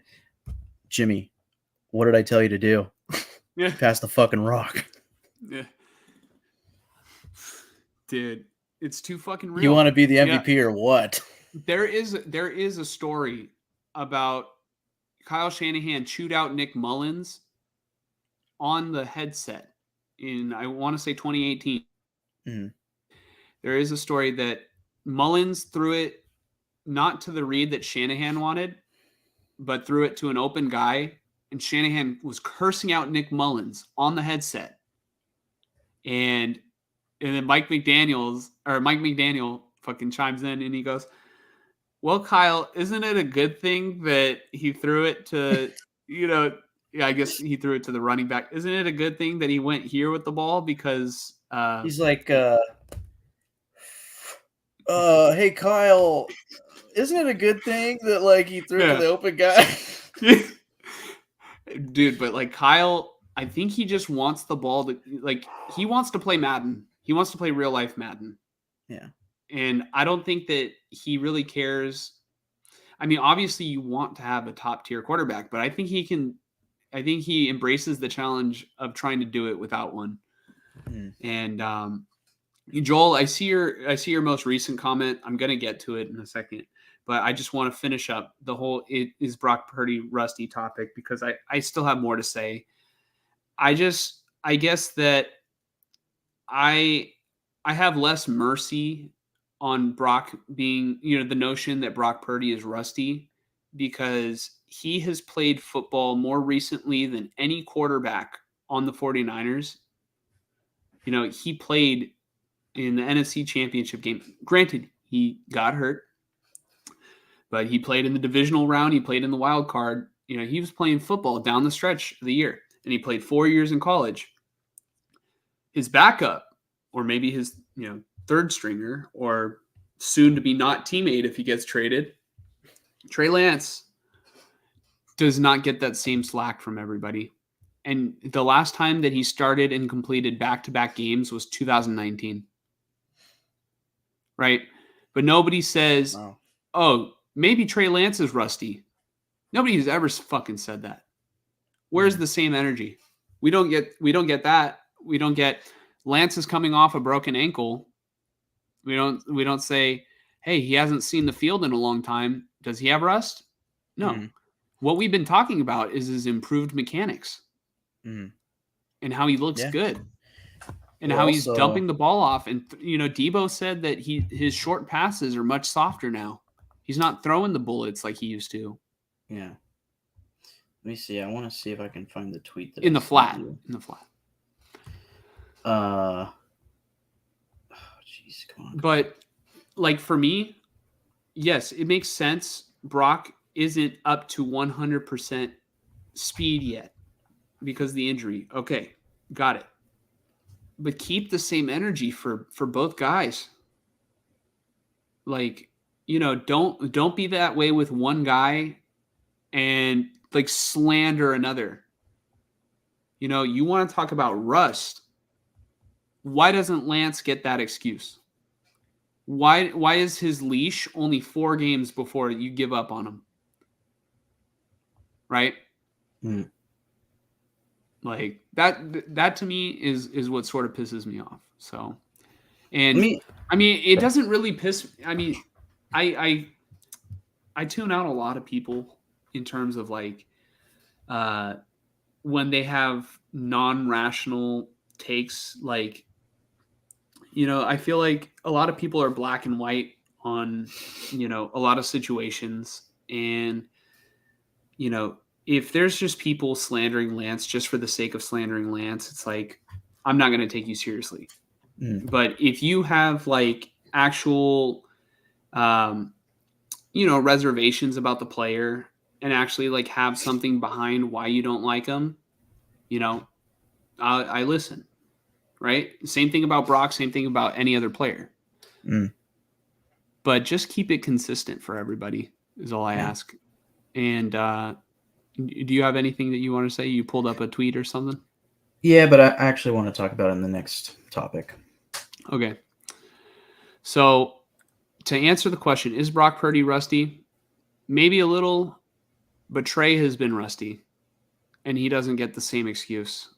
So either both get the excuse or nobody gets the excuse. Yeah. Yeah.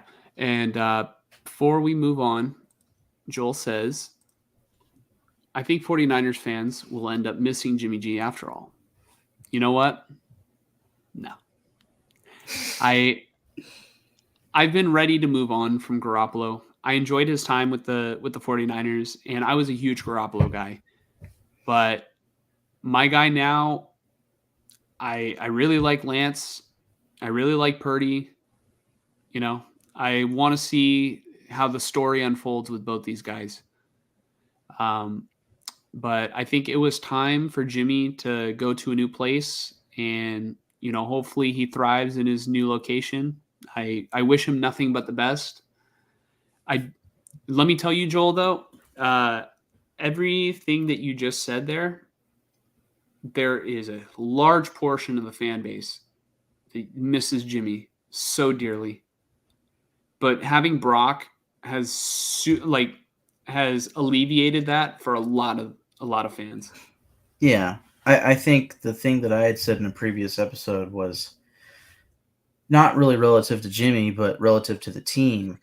Brock Purdy being a starting caliber quarterback for you guys is massive because his contract is so cheap. Yeah, he makes less than $1 million. Yeah, as a 7th round pick, that's huge. Trey Lance still makes a lot because he's a 3rd overall pick, but you know, you add him, Purdy and Darnold together, you might have one of the cheapest quarterback rooms in the league, you know, and you have 3 guys who could go out there and, you know, hopefully do something, you know, win you some games. Yeah. Oh, that's another thing I want to say. I want to address this because I've heard several Niner fans say this, and it drives me nuts a little bit. Like, I get what they're saying, but it's just wrong. It's just wrong. And I would like to correct it. So I've heard a lot of Niner fans say that the 49ers have the best quarterback room in the NFL. That is incorrect. That's just wrong. Yeah, and the reason why I say the Raiders that, do. Yeah, sure. Because Aiden O'Connell is a living legend. Aiden O'Connell. All right. So people talk about how Brock Purdy, you know, plopped his nuts on Nick Saban's desk, said he wanted to be the starter at Alabama, right? Boston Connor said that on the Pat McAfee show. But Aiden O'Connell. Can I read the tweet? Yeah, go for it. Yeah, Save me. okay, Save me from saying something stupid. Yeah, let me read it. Josh sent this to me earlier. I call it a tweet, but it's post. At BWRIIGHT, be right. Tweeted, anonymous 49ers player on Aiden O'Connell. In quotations, he walked in the locker room and walked right by me. And I'm like, what the hell is he coming in our locker room for? He walked by me and he tapped Dre Greenlaw on the leg and said, lace him up. It's going to be a long fucking practice. Dude, I saw that. I was like, there's no fucking way that's true. Yeah, this is fucking photo. I'm not going to be able to get that in my... Oh, there we go.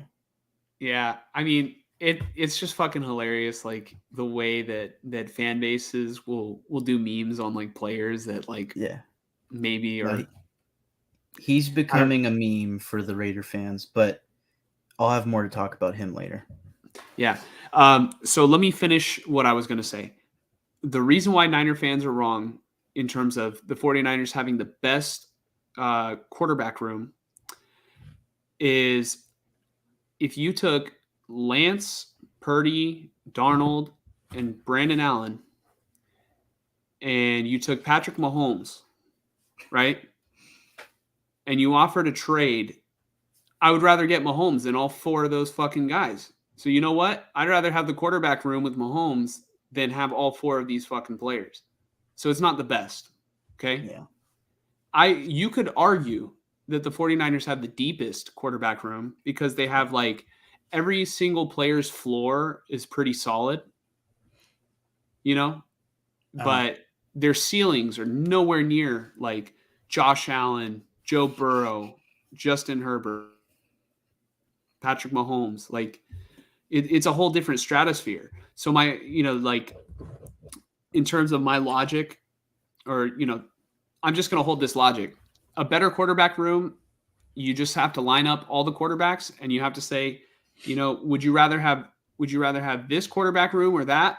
If you're telling me you would rather have Purdy, Lance, Darnold, and Brandon Allen over Mahomes, I don't think the Chiefs would say yes to that deal. Yeah. The proper terminology is that they have one of, if not the deepest, but deepest, not the best. I'll go out on a limb, and this might kind of sting when you first hear this, but I think the Detroit Lions have a better quarterback room than you guys. I think Jared Goff. Who they have besides Goff. I think Jared Goff is probably right now the better quarterback of all of them. They just signed Teddy Bridgewater, who I think is a solid journeyman backup quarterback that can go out there and win games. And they also drafted, I'm forgetting his first name, but Hooker, who was projected to be a second-round pick. I think he fell to the third round. Mm-hmm. And he only made it out of the first round because he was coming off of a pretty major ACL tear. And also because I want to say is 25 years old, but he's still on a rookie contract, for 4 years. So if he develops and becomes their next guy, I mean, that's all an if, but, and I didn't see how he played today. I didn't get to really catch up on that, or if he did, but I would take that right now over what the Niners have, because the Niners have a lot of questions. They do have a lot of questions, but I would say I would rather have Purdy over Goff.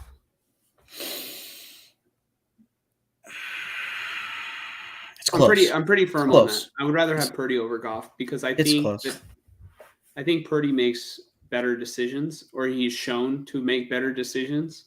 Mm-hmm. But maybe it's yet to be seen in terms of Purdy. Well, I'm curious how Lance as the better player. Yeah, defenses have yet to adjust to Purdy, and that's another thing. Is Brock Purdy rusty, or are his physical limitations finally coming out? Did the Raiders study his film, see his tendencies, and force him to commit turnovers? Right? Maybe. Well, I mean, we'll find out this season if Brock Purdy is the real deal. Because if he's not, I don't think he'll start all the games. Or maybe he will if he stays healthy. But, that's just because Shanahan's stubborn and he wants to go with the guy that he knows will run the offense the way that he wants it run. And yeah, he doesn't know what Lance is going to do. Lance is kind of the wild card with tremendous upside, and if it looks like he's failing, it's going to look really bad on Kyle. So, yeah.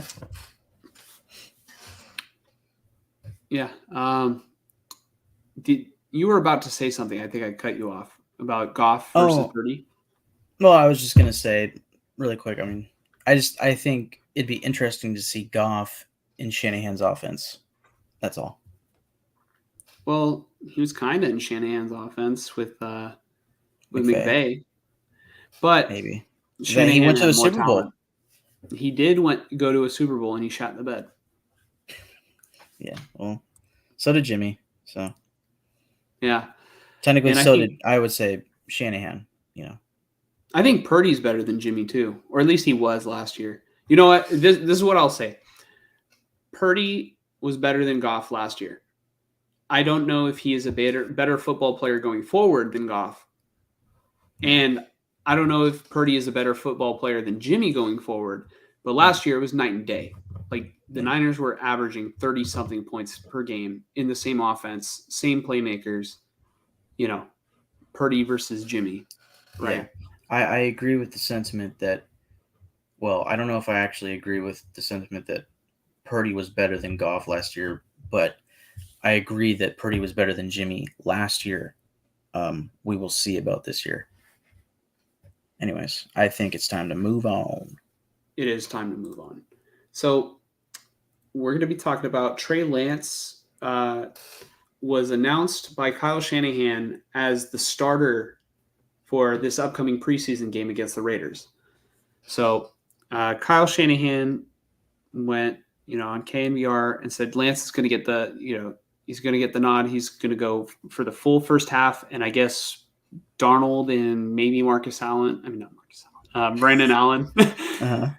Whoa, Marcus Allen. Oh, Marcus Allen coming out of retirement. Wow. Yeah.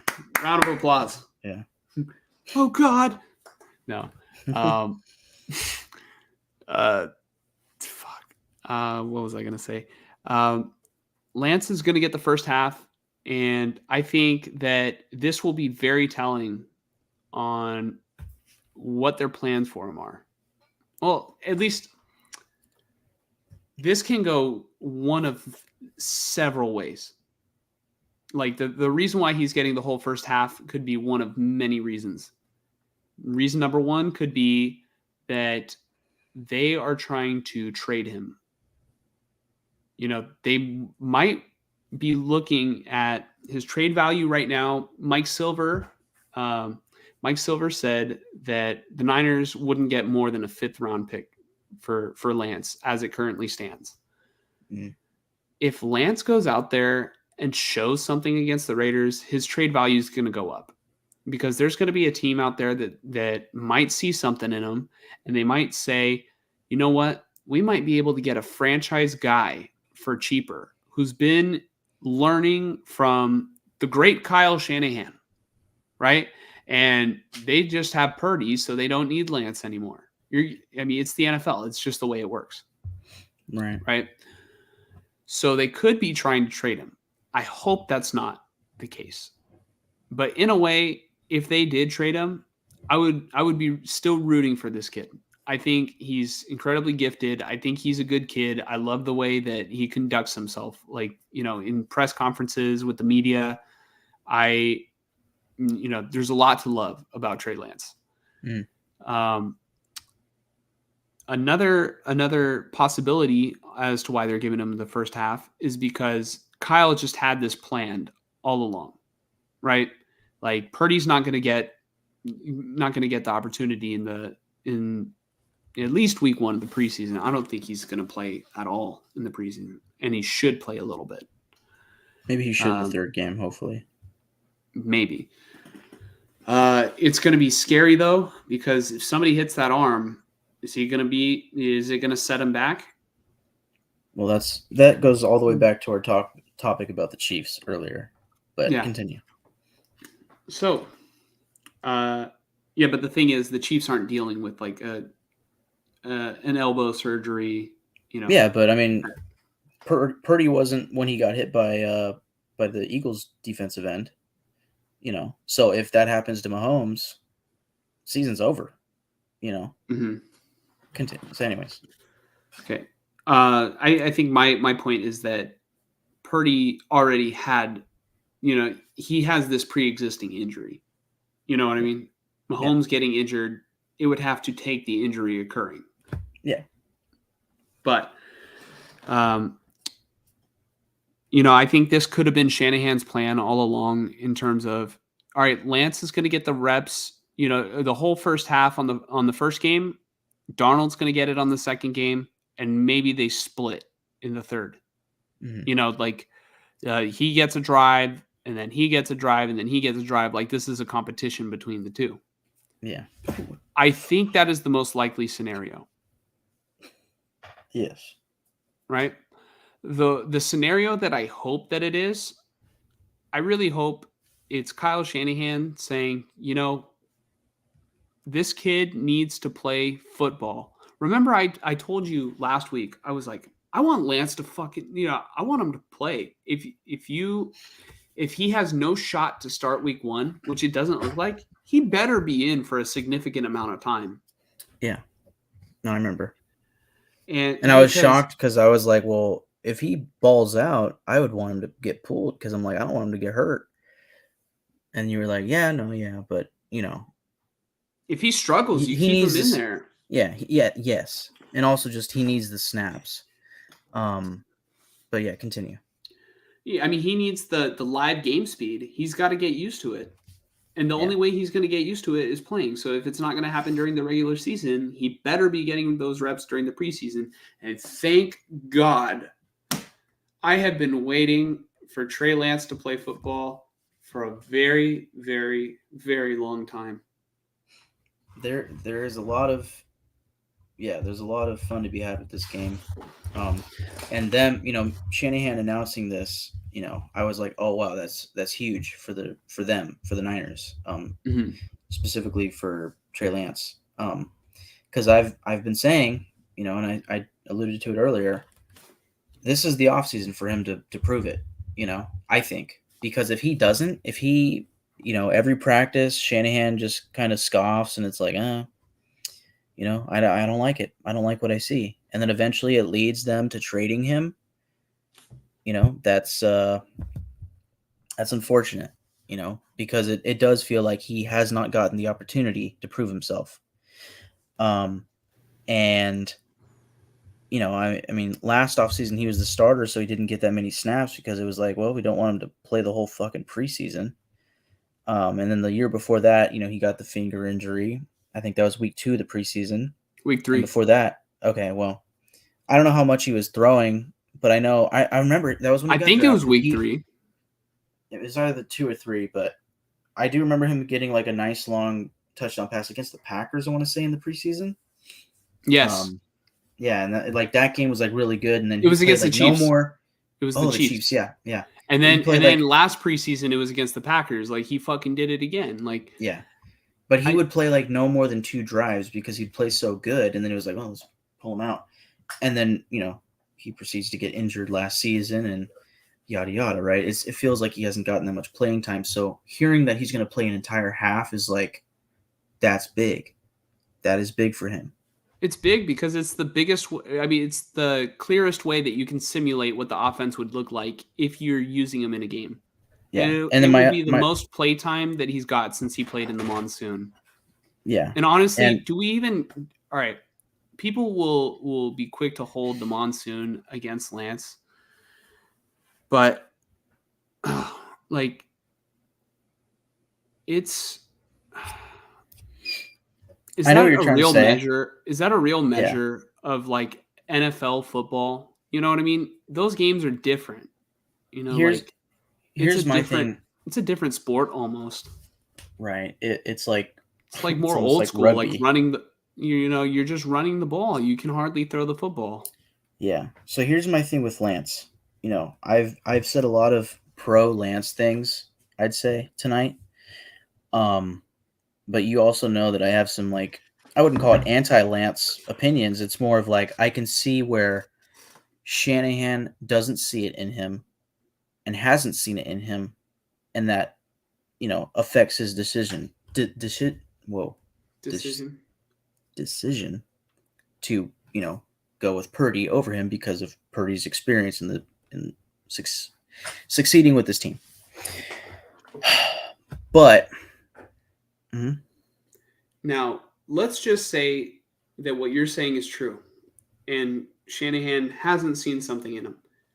What is your confidence that Shanahan would make the right decision based on what he sees?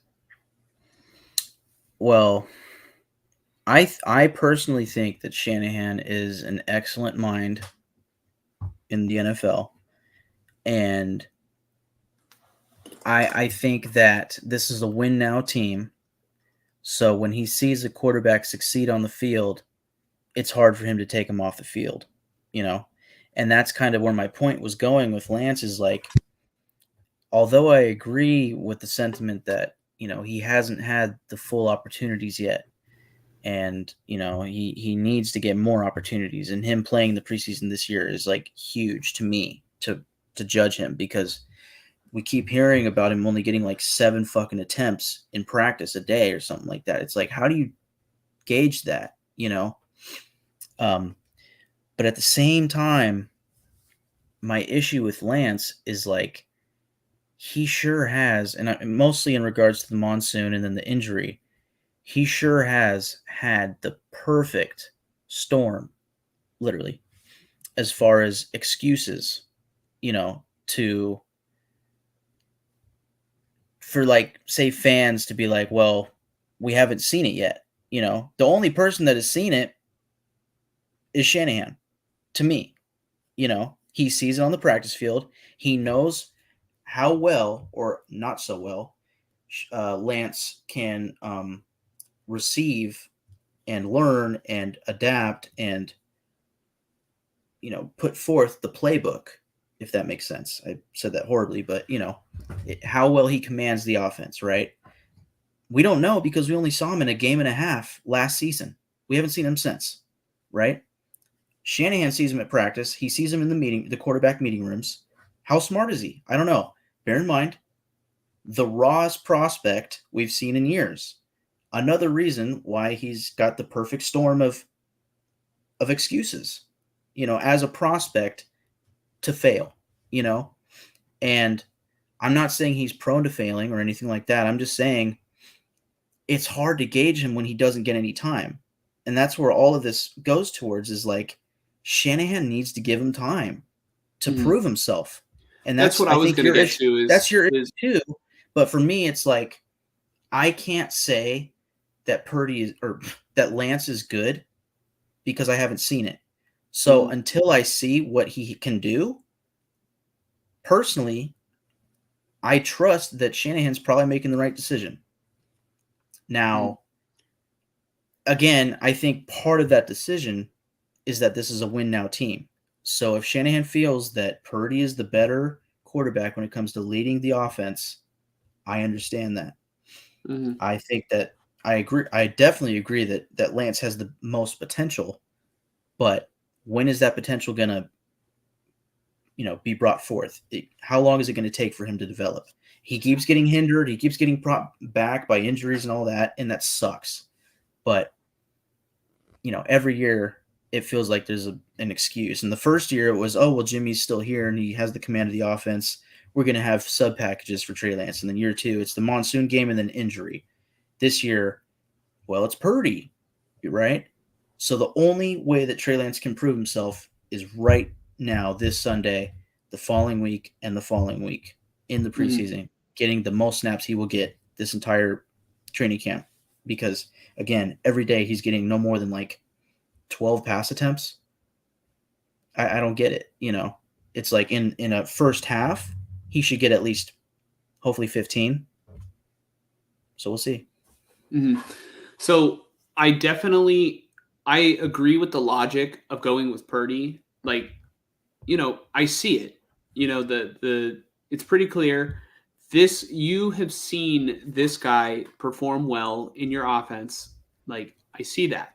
And I understand the logic of, you don't know what you're going to get out of Lance, and you have to go with which guy is better. I'm just not so confident that Shanahan knows which guy is better. Yeah, you know what I mean? Because Lance hasn't had the opportunity to fully prove it 100%. Yeah, all right, let's just say Lance was showing at practice that he was better. I don't think Shanahan maybe he could, and maybe he will, but I'm not confident in his ability to evaluate quarterbacks just based on the names that he has passed on. The players that I listed earlier, the Patrick Mahomes, the Deshaun Watsons, the Lamar Jacksons, the Tom Brady's. And his plan A was Kirk Cousins. Like, Kirk Cousins is about as good as you can get for mediocre quarterbacks. Right? Or as bad as you can get for good quarterbacks. Right. Yeah. You get what I mean? Yeah, no, I do. So that's the guy that he wanted, right? Right. But He this didn't is a guy say- that he coached, he had experience with him. Yeah. You So can do hear- you want the best Okay. player, or do you want the guy, that's just going to run your system? And to Right. me, the best players typically always prevail over the system. Yeah, that's usually my experience as well. I think there are coaches that have specific systems that have been very successful, and I think Shanahan is one of them, and I think with Brady, McDaniels is another one of them, and I think that they have a type, and I'm assuming Shanahan's thinking when drafting the Trey Lance was, well, and bear in mind, he also drafted, I want to say, Robert Griffin III, and then eventually he got injured, and then it turned to Kirk Cousins with the Redskins at the time. I think maybe the thought process was, well, Lance has all the tools, obviously. He's just raw. We need to teach him. But man, if we could turn him into the guy that we want to lead the offense, plus he has that dual threat with he can run outside of the pocket. He could scramble and take it 10 yards for a first down. That's massive, and that's all you need. But I think I understand, and I do think that there is concern, and rightfully so, with the quarterbacks that he's passed, and honestly, his tenure with the Niners. Jimmy G is the most successful quarterback that Shanahan has had, and that's not exactly saying much, from a quarterback standpoint. Mm-hmm. My question is, and again, this is all through lack of experience and playtime and so on and so forth. Does Kyle Shanahan trust Trey Lance? I think right now the answer is no. I And agree. for The you and answer is I- no right now. Yeah, and for you and I, the reason might be different, but that's the question I want to know is why. Is it because, well, there are some potential reasons, and I don't know what it is. Mm-hmm. So. One thing I will say is, it's pretty obvious if the Niners were to start Lance this season, they're probably not going to win the Super Bowl. And unless he gets hot and comes on, you never know. Yeah, unless he develops into that player that they drafted him to be. But the only way that will happen is if he goes through some growing pains. Or just if he plays. So I say they probably would not win the Super Bowl is because I just don't think it's very likely, right? I just heard some some weird outside. It's God telling me don't say what the fuck you're gonna say.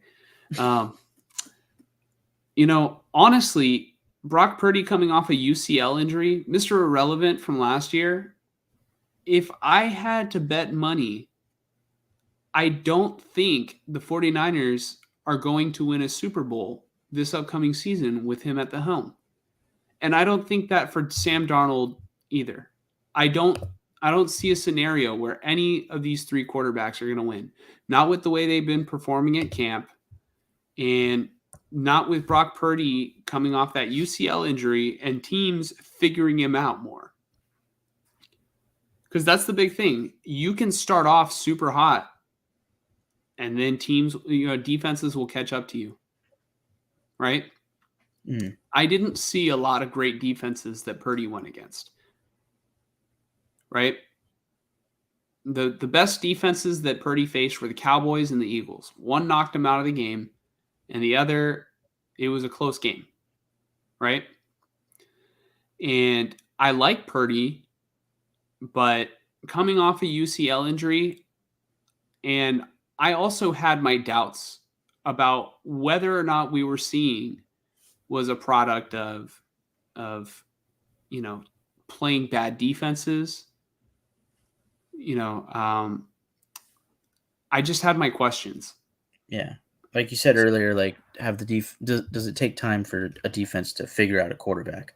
No, it does. It does. Yeah. But what separates the, like franchise quarterbacks from guys that only last for like about, 2 years or so, or sometimes even just a couple games, is the ability to adjust, And so one thing I noticed about Purdy when he would play, he would roll out to the left, and throw an off-schedule pass, right? It looked a lot like the way Russell Wilson kind of looked in the beginning in Seattle. And Russell Wilson was able to adjust, and he had a great team around him, great defense, and they won a Super Bowl. That's my hope that Brock could do. But if you're telling me that this kid just got elbow surgery on top of the fact that he was physically limited to begin with, I think the limitations are going to start to show this year, and I just am not confident that they're going to win a Super Bowl. Yeah. With any of the guys that they trot out there. And a lot of that has to do with I just don't have a lot of faith in Kyle Shanahan's ability to either develop a quarterback or evaluate one. Your point there about like uncertainty with Purdy this year. I was talking a lot about uncertainty with Lance, but yes, there's a lot of uncertainty right now with Purdy as well, which, the topic that we're talking about is Trey Lance starting against, for the first half against the Raiders. And the question that's been brought up recently by people like Mike Silver and others is, that like a week or two ago, it was like the hot topic was, is Trey Lance going to get traded? Because it felt like suddenly the fourth string guy was like getting almost more snaps than him, and like Sam Darnold's clearly the word was like Sam Darnold's clearly passed up Trey Lance, right? And I still want to read the tweets that I was talking about earlier, because it's gonna kind of match up to what I'm saying. I think that the whole point to this season with the quarterback room for Shanahan was, I want capable quarterbacks on the roster, at least 3 of them, to be able to go out there and start and win, with this great team that we've assembled, because Josh Johnson was not able to do that. So in my opinion, trading Trey Lance this season does not make sense. And also, again, the uncertainty and the lack of experience and, the lack of seeing him on the field. It's like, why would you trade him when you put all that investment in him, and then, you're not going to get shit for him. You're going to get a 4th round pick for him. Is that really worth it to you? Losing a quarterback that could possibly go out there and not only win games for you, but develop into a great franchise guy. Yeah. And just, what you went through last season in the NFC Championship, it's like, no, that's not worth it at all. It doesn't make sense. The other aspect is this tweet that I want to read. This is from Jesse at JNAY. Jesse Naylor. Oh, he's great. He's great. Okay. _ LSS. Yeah. JNAY. Yeah. So check out his channel. He's got a great YouTube channel. Jesse's a great dude. Okay. So he says, Raiders reporter on with at Eric _ Crocker. Yep. In quotations. When Sam Darnold was back there, he didn't look comfortable and would pat the ball, not knowing where to go with the ball. End quotations. In quotations. When Trey was back there, he just looked a lot more comfortable than Sam and knew where to go with it. This is at joint practices against the Raiders, against a different defense than they've been seeing all offseason. And then it was quote tweeted by Jesse. He also said, in quotations, Jimmy looked like the veteran version of Brock. They operate the same throws. And then the next thing he says is, I really didn't think Lance was anything, but seeing him throw in person, the ball shoots off his hands. He looks like the next big thing. I didn't expect that. He changed my mind. And I've told you, I felt the same way about Lance. And I'll continue to bring it up. Before Lance was drafted, when they were doing the scouting combine and everything, I saw a video of Lance's pro day, and I sort of looked at all the quarterbacks, and I was least impressed with Lance. I don't know. Again, raw. For whatever reason, I just felt like he was raw, and I was like, I think the order I had it in, and it's not a perfect order by today's standards because a lot of shit has happened, but I had Trevor Lawrence, Zach Wilson, Justin Fields, Mac Jones, and then Trey Lance. But seeing the way that Lance conducts himself and hearing more about the kid, and, I fell in love with sort of everything about his game and about how he takes everything so seriously and how professional he is, right? At least the way he conducts himself. I don't know how he is personally. It could be completely different. But,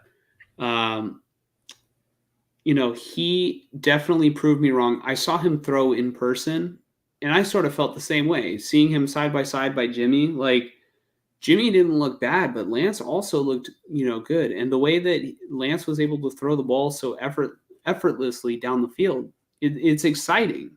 And I had this conversation with my friend Mohammed last night while playing Fortnite.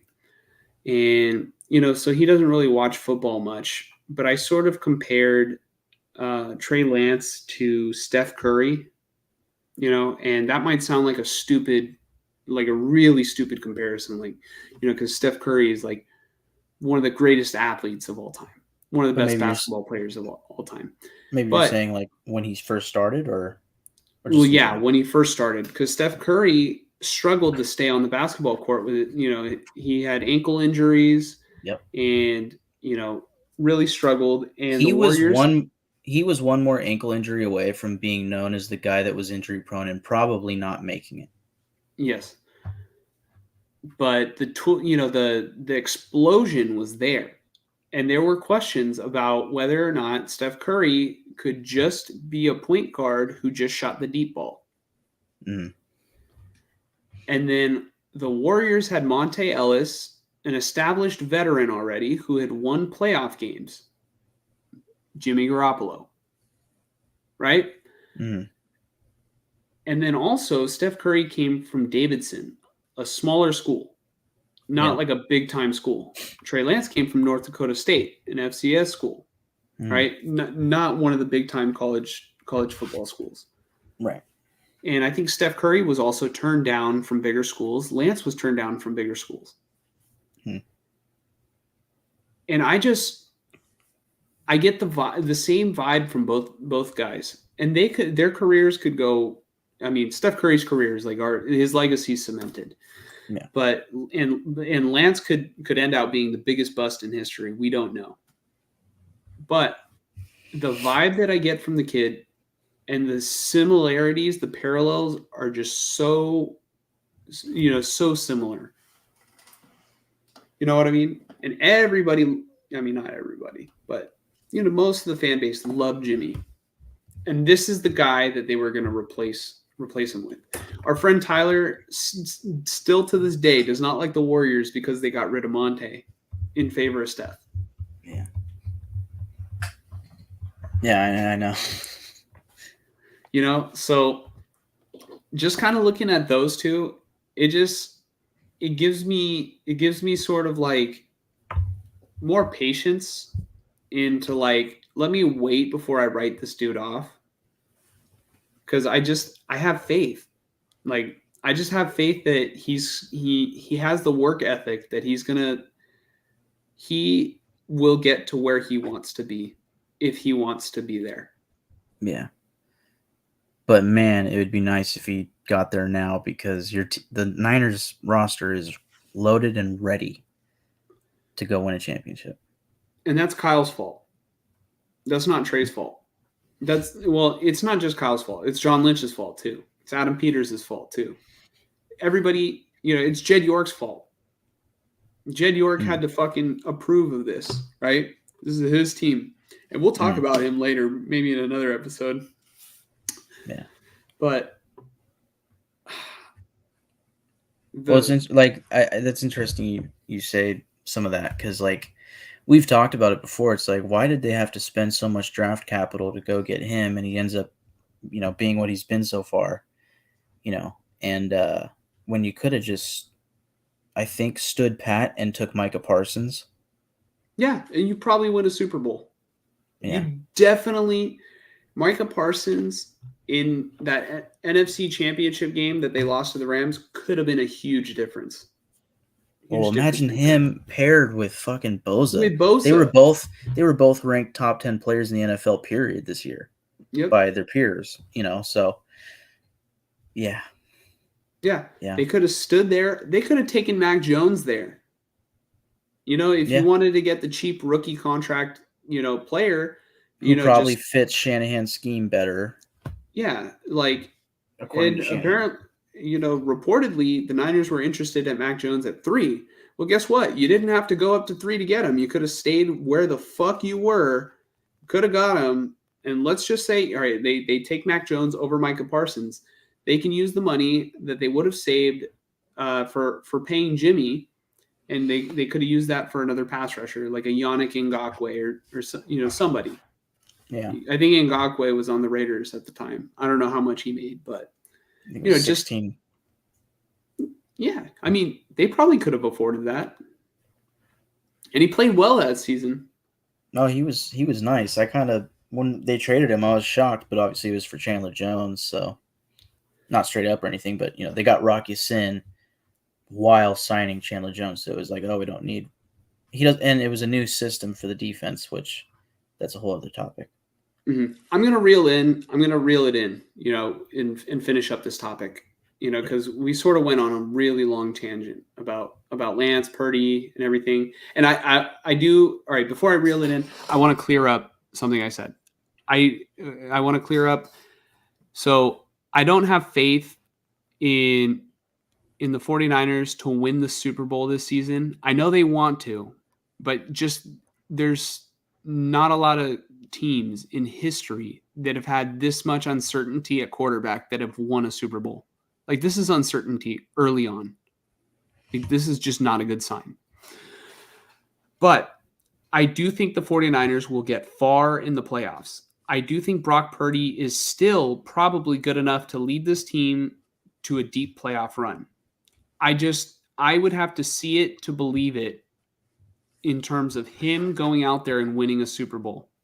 Because look at the performance that Jalen Hurts had to put up against the Chiefs just to lose.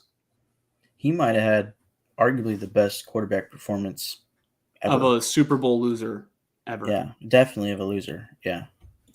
So you need a guy with a lot of firepower to stand up to a guy like Mahomes, to a guy like Joe Burrow, Josh Allen, in those high-powered offenses, right? Mm-hmm. And especially with the Niners defense, just allowing the Raiders to just fucking drive on them. It's gonna take something special. But like I said, I think they will go deep in the playoffs, and it will end. I predict. I could be completely wrong, so don't get after me after this, or don't get on me after this.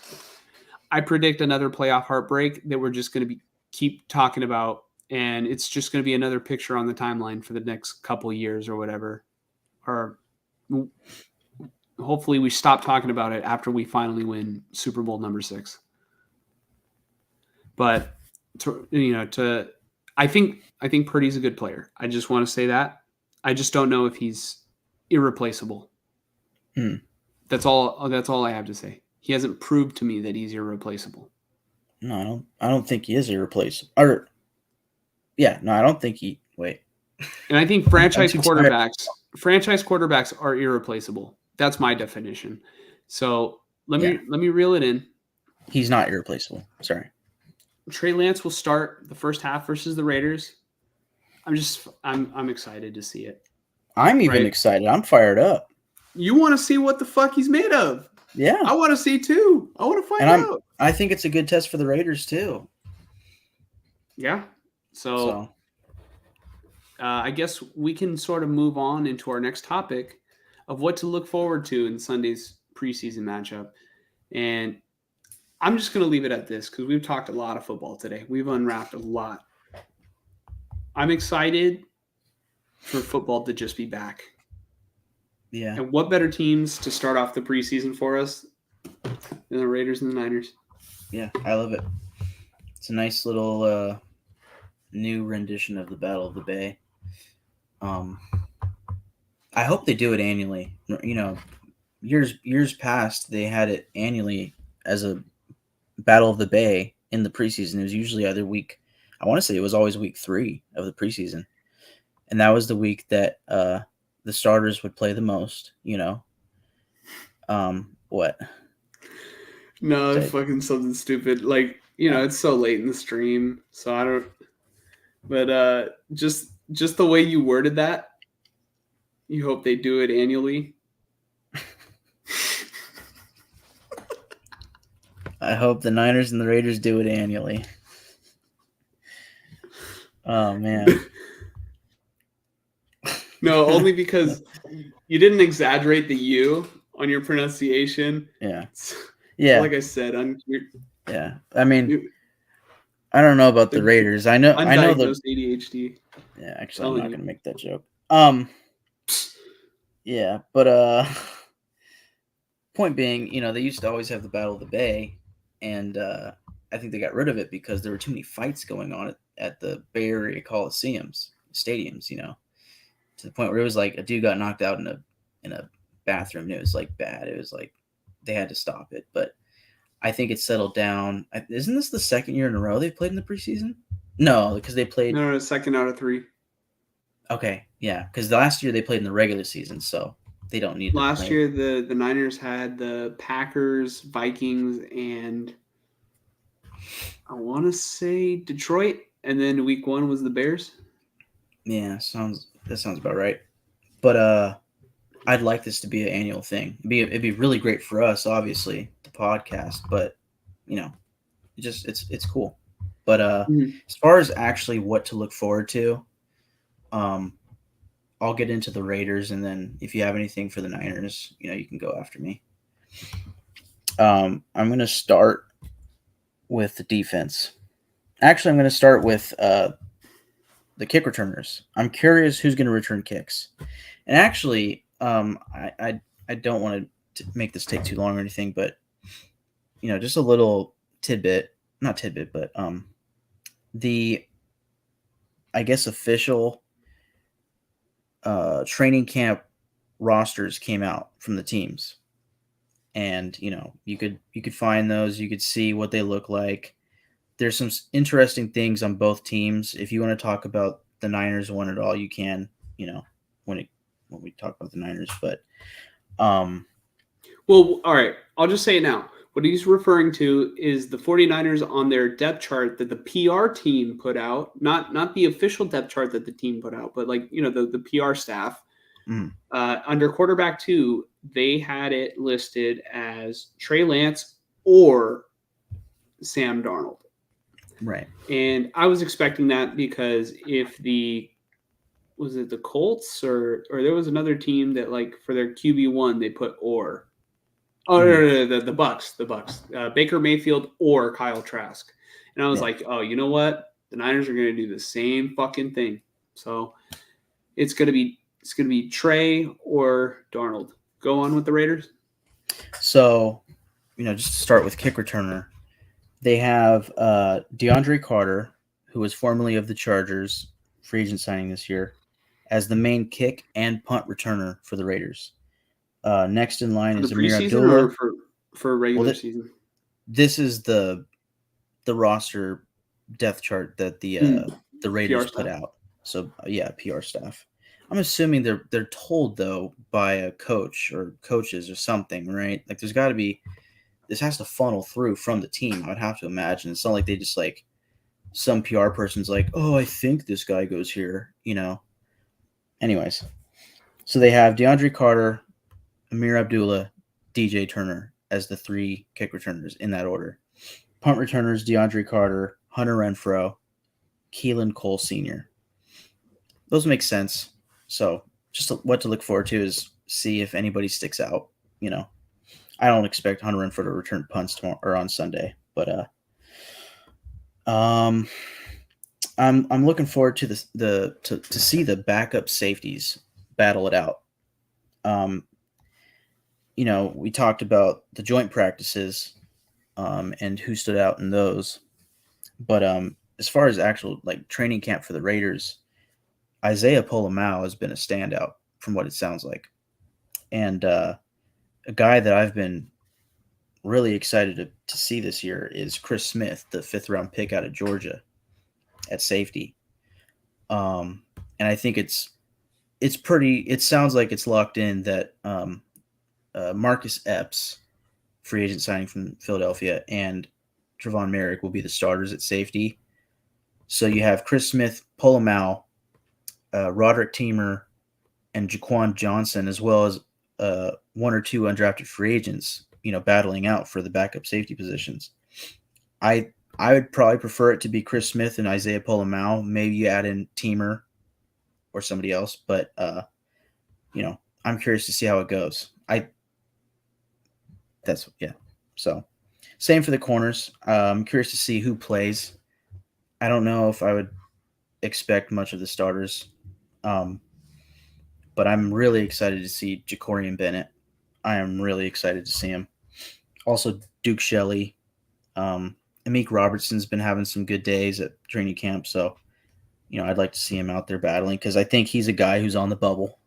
Based off of the way that this cornerback room looks, I don't think there's much room for a corner of his size. I think he and Duke Shelley are kind of a similar sort. Jacorian Bennett's a lock. Marcus Peters is a lock. Nate Hobbs is a lock. That's 3 guys, right? So I don't know if they keep 5 or 6, but Duke Shelley, Amik Robertson, David Long Jr., who's been injured the past couple weeks or days. Sorry. Who else at corner? Faison also been injured for the past week. Don't know how long it's going to take him to get back. Ike Brown, Bryce Cosby, Tyler Hall, Sam Webb. There's a bunch of names in there. I'm curious to see how it shapes out. Next up, Amari Burney, 6th-round draft pick, linebacker. Apparently kind of speedy. I'm curious to see how he does. Might be more of like a 3rd stringer, but we'll see. Honestly, what the Raiders should do is they should have had their eyes peeled on the 49ers linebacking core, because the Niners are going to probably be forced to let go of somebody who's probably pretty good. Yeah, because I feel like they're stacked at linebacker. They've always had great linebackers, dude. Yeah, like I want to say they probably have the same people who have been looking at linebackers since like Harbaugh was a coach, or maybe even before that. That's a great point. I mean, having them at joint practices, I would have to imagine the coaches are closely looking at the Niners players and maybe taking notes of, hey, that number 69 right there, that's not, he's pretty nice. And then they see that he gets cut and it's like, oh, well, maybe we can cut our 53rd guy and make room for him, So yeah, great point. Because they were looking for linebackers. They were trying out some guys, including Jalen Smith, who I want to say today signed with the Saints. So that's a guy that's another guy that's off the market for the Raiders at linebacker. Defensive line depth, I'm curious to see how it shapes out and, who sticks out. Like I mentioned earlier, we got the 3rd rounder, Byron Young, as well as last year's 4th or 5th rounder, Neil Farrell Jr., back from injury. So I'd like to see them play. And the rest of the guys, including the defensive ends, duke it out and see who sticks out. Same for the offensive line, specifically the guard positions, especially right guard. Who sticks out, who becomes a starter. I'm looking forward to seeing the backup wide receivers battle it out. I'm hoping Cam Sims sticks out because I haven't really heard anything from him in training camp. And I feel like he's a good receiver to have, but he might not make this team because a guy like Trey Tucker, who they're not similar at all. Trey Tucker's more of a slot receiver, but Trey Tucker's been turning heads at training camp. So I'm really excited to see him this weekend. I'm curious if we'll see Zamir White at running back. I think right now they might have to plan, loosely to not have Jacobs. So I wouldn't risk anything with Zamir White if, he's going to be the starting running back. And then lastly, what I am looking most forward to seeing in this weekend's matchup is Aiden O'Connell. I cannot wait to see what this guy's got. So I think O'Connell is going to be very interesting to look at, 100%. because if he's going to walk over to Dre Greenlaw in the locker room, tell him to lace him up. No, I'm just playing. But, that's definitely very interesting. I was trying to see if there was this one picture of the Niner linebackers that I saw recently. I just wanted to show you, they had a lot of linebackers and a lot that looked like fucking yoked. Mm-hmm. You know what I mean? I want to say it was probably Marcelino McCrary Ball. Looked huge, right? If I find the picture, I'll show you later. And maybe I'll edit it into the video if it's not too late. Yeah. But if you don't mind, I'm going to talk about the Niners, what I'm excited to look for. Yeah. Right now. No. No, dude, it's late, man. It's 2:21 in the morning. 21. Yeah. And I'm going to try to get us out of here. Okay. So, I am looking forward to see the backup wide receivers, who is going to make the team, because I feel like there are a lot of guys who are on the fringe, like Danny Gray. There's Ronnie Bell. There's Isaiah Winstead, who I don't think is going to make the team, but I heard he had a good day at camp recently. And I think he's got a lot of size too. So it'll be interesting to see, I want to see where he goes and see if he can make anything out of his career. He's one of those guys. I think he was undrafted. So, the odds are stacked against him. Right. Mm-hmm. And maybe it's too much to overcome or too much to expect that he'll overcome it, but it would be a good story. I don't know if there will be a roster spot on this team for him, but maybe somebody else might want him. So yeah, backup wide receiver spot will definitely be interesting to look at. Backup offensive line spot will definitely be interesting to look at, because the Niners have relied in the past on, swing tackles like a Jalen Moore, kind of player, Colton McKivitz, who is now a starter, who I'm very worried about. But it would be interesting to see how Matt Pryor or John Feliciano does, right? What they can do in this offense. And I'm also very interested to see how Nick Zakelj can also perform. I heard that he fumbled a snap today, or maybe it was on Lance. I don't know.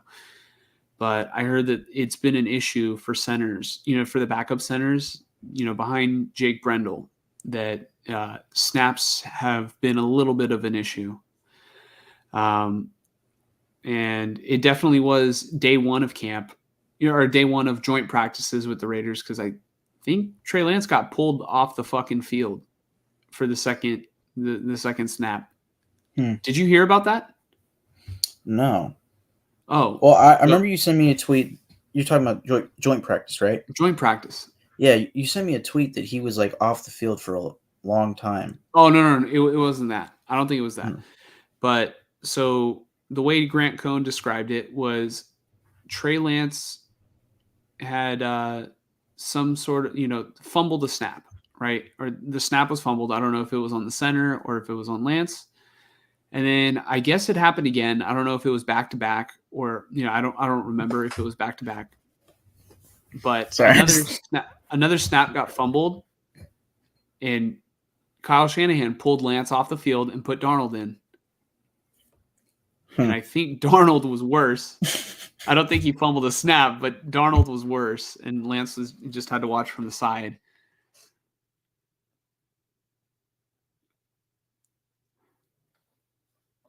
What's that?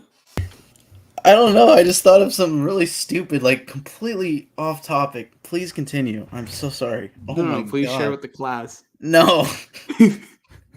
No. Oh, I'm too tired right now. I'm listening. I'm totally listening. God Yeah. damn it. I'm totally listening. I'm just thinking about God knows what over there. I'll tell you after. I'll Okay, show you. okay, it's good. It's good. All right. But yeah, I want to see how the backup offensive linemen do, because I mean that's probably going to be, where guys are going to be winning and losing jobs on this team. And they might have an opportunity to play. Who knows? Maybe they can outplay Colton McKivitz if he doesn't, step up to being the starting right tackle. Mhm. Right. That's huge. That's huge to have a guy who hasn't really been a starter, coming out of this offseason, and he's the guy. That's definitely nerve-wracking for a win-now team, I want to see how the young secondary can do, because outside of Charvarius Ward, Diamador Lenore, and Sam Womack, I don't know how the corners are going to hold up beyond those guys. And through the course of a season, guys drop like flies. Yeah. And I want to see how Jair Brown does. He's going to have to eventually take over for Tayshaun Gibson, because Gibson is old. But Gibson right now, I mean, he's still a good playmaker. Makes a lot of plays at practice too. I think he has a couple pick sixes. So, and then there might be a guy. I don't know if we talked about this guy, but yeah, Trey Lance. I'm just excited to fucking watch him play a half of football. Hopefully he lasts that long. You know what I mean? That would probably ruin my Sunday if he doesn't play the whole half, no matter what the reason. So I'm just gonna knock on wood now. I mean, unless he just fucking balls out and they're like, you know what, we might have found our guy. That's the thing about this preseason, dude. If Brock Purdy keeps up the negative play and Trey Lance goes out there and balls out, there has to come a point where you have to think about it, Do we know if it's for the most part negative? Because all right, interceptions are bad. No matter how you spin it, they're bad. Mm. But what if he's making more of the correct reads than Lance and Darnold are?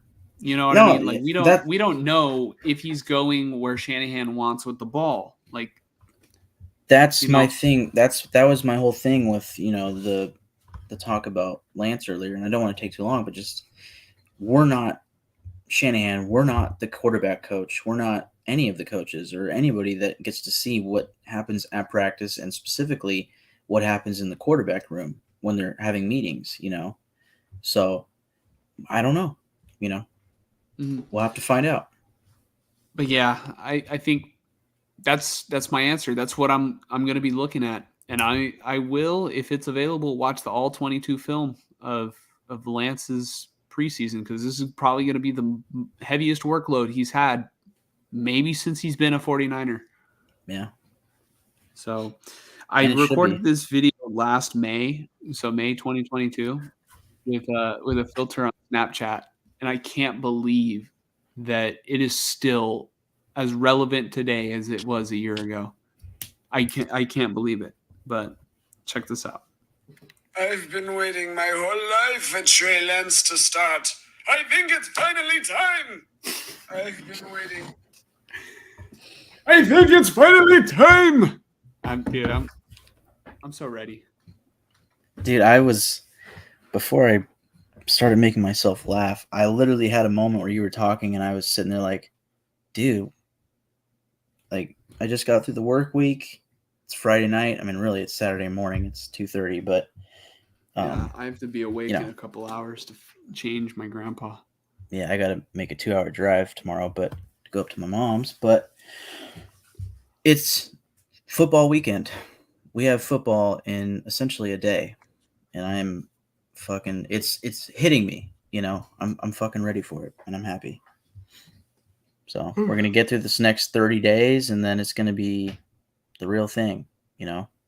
In 20-ish days, actually maybe less, we have our fantasy football draft. So it's yeah, all of it's coming, man. It's all getting there. It's coming in hot, dude. It's finally football time. It is finally football season. And I'm not gonna lie, at the end of last season, I needed a break. Yeah. Because the way it ended with with fantasy, I completely blew it. And the way it ended with the Niners in the playoffs, I was just like, you know what? I think I will enjoy my Sundays. My Sundays off. But like I said, man, I have not stopped. Well, like my brother has described, Joey describes it as, I have not stopped playing fantasy football since last season ended. In the way that I've been preparing. Yeah. So yeah. Well, we'll see how it goes. Yeah, but that's the show, everyone. Thank you guys for. I mean, if I see we have one viewer still, so we appreciate everyone who checked out the show. And it's 2:31 in the morning. We've been at this for almost 3 hours, and we thought it was going to be a shorter show. There was a point early on where I was like, this might be a 1-hour show, and then yeah. Oh man. But it's worth it for you guys. Yeah. Honestly, it's worth it to me too. So yeah, like honestly, yeah, it's super worth it. I've really been enjoying, podcasting and everything. I think today probably hit me a little bit more. Like, at a certain point, I was like, oh man, we've been like on for a little while. You know what I mean? Like, I think I'm just tired today. Yeah. But can I say? Oh, go ahead. Go ahead. No, go. Well, I just wanted to hint or say.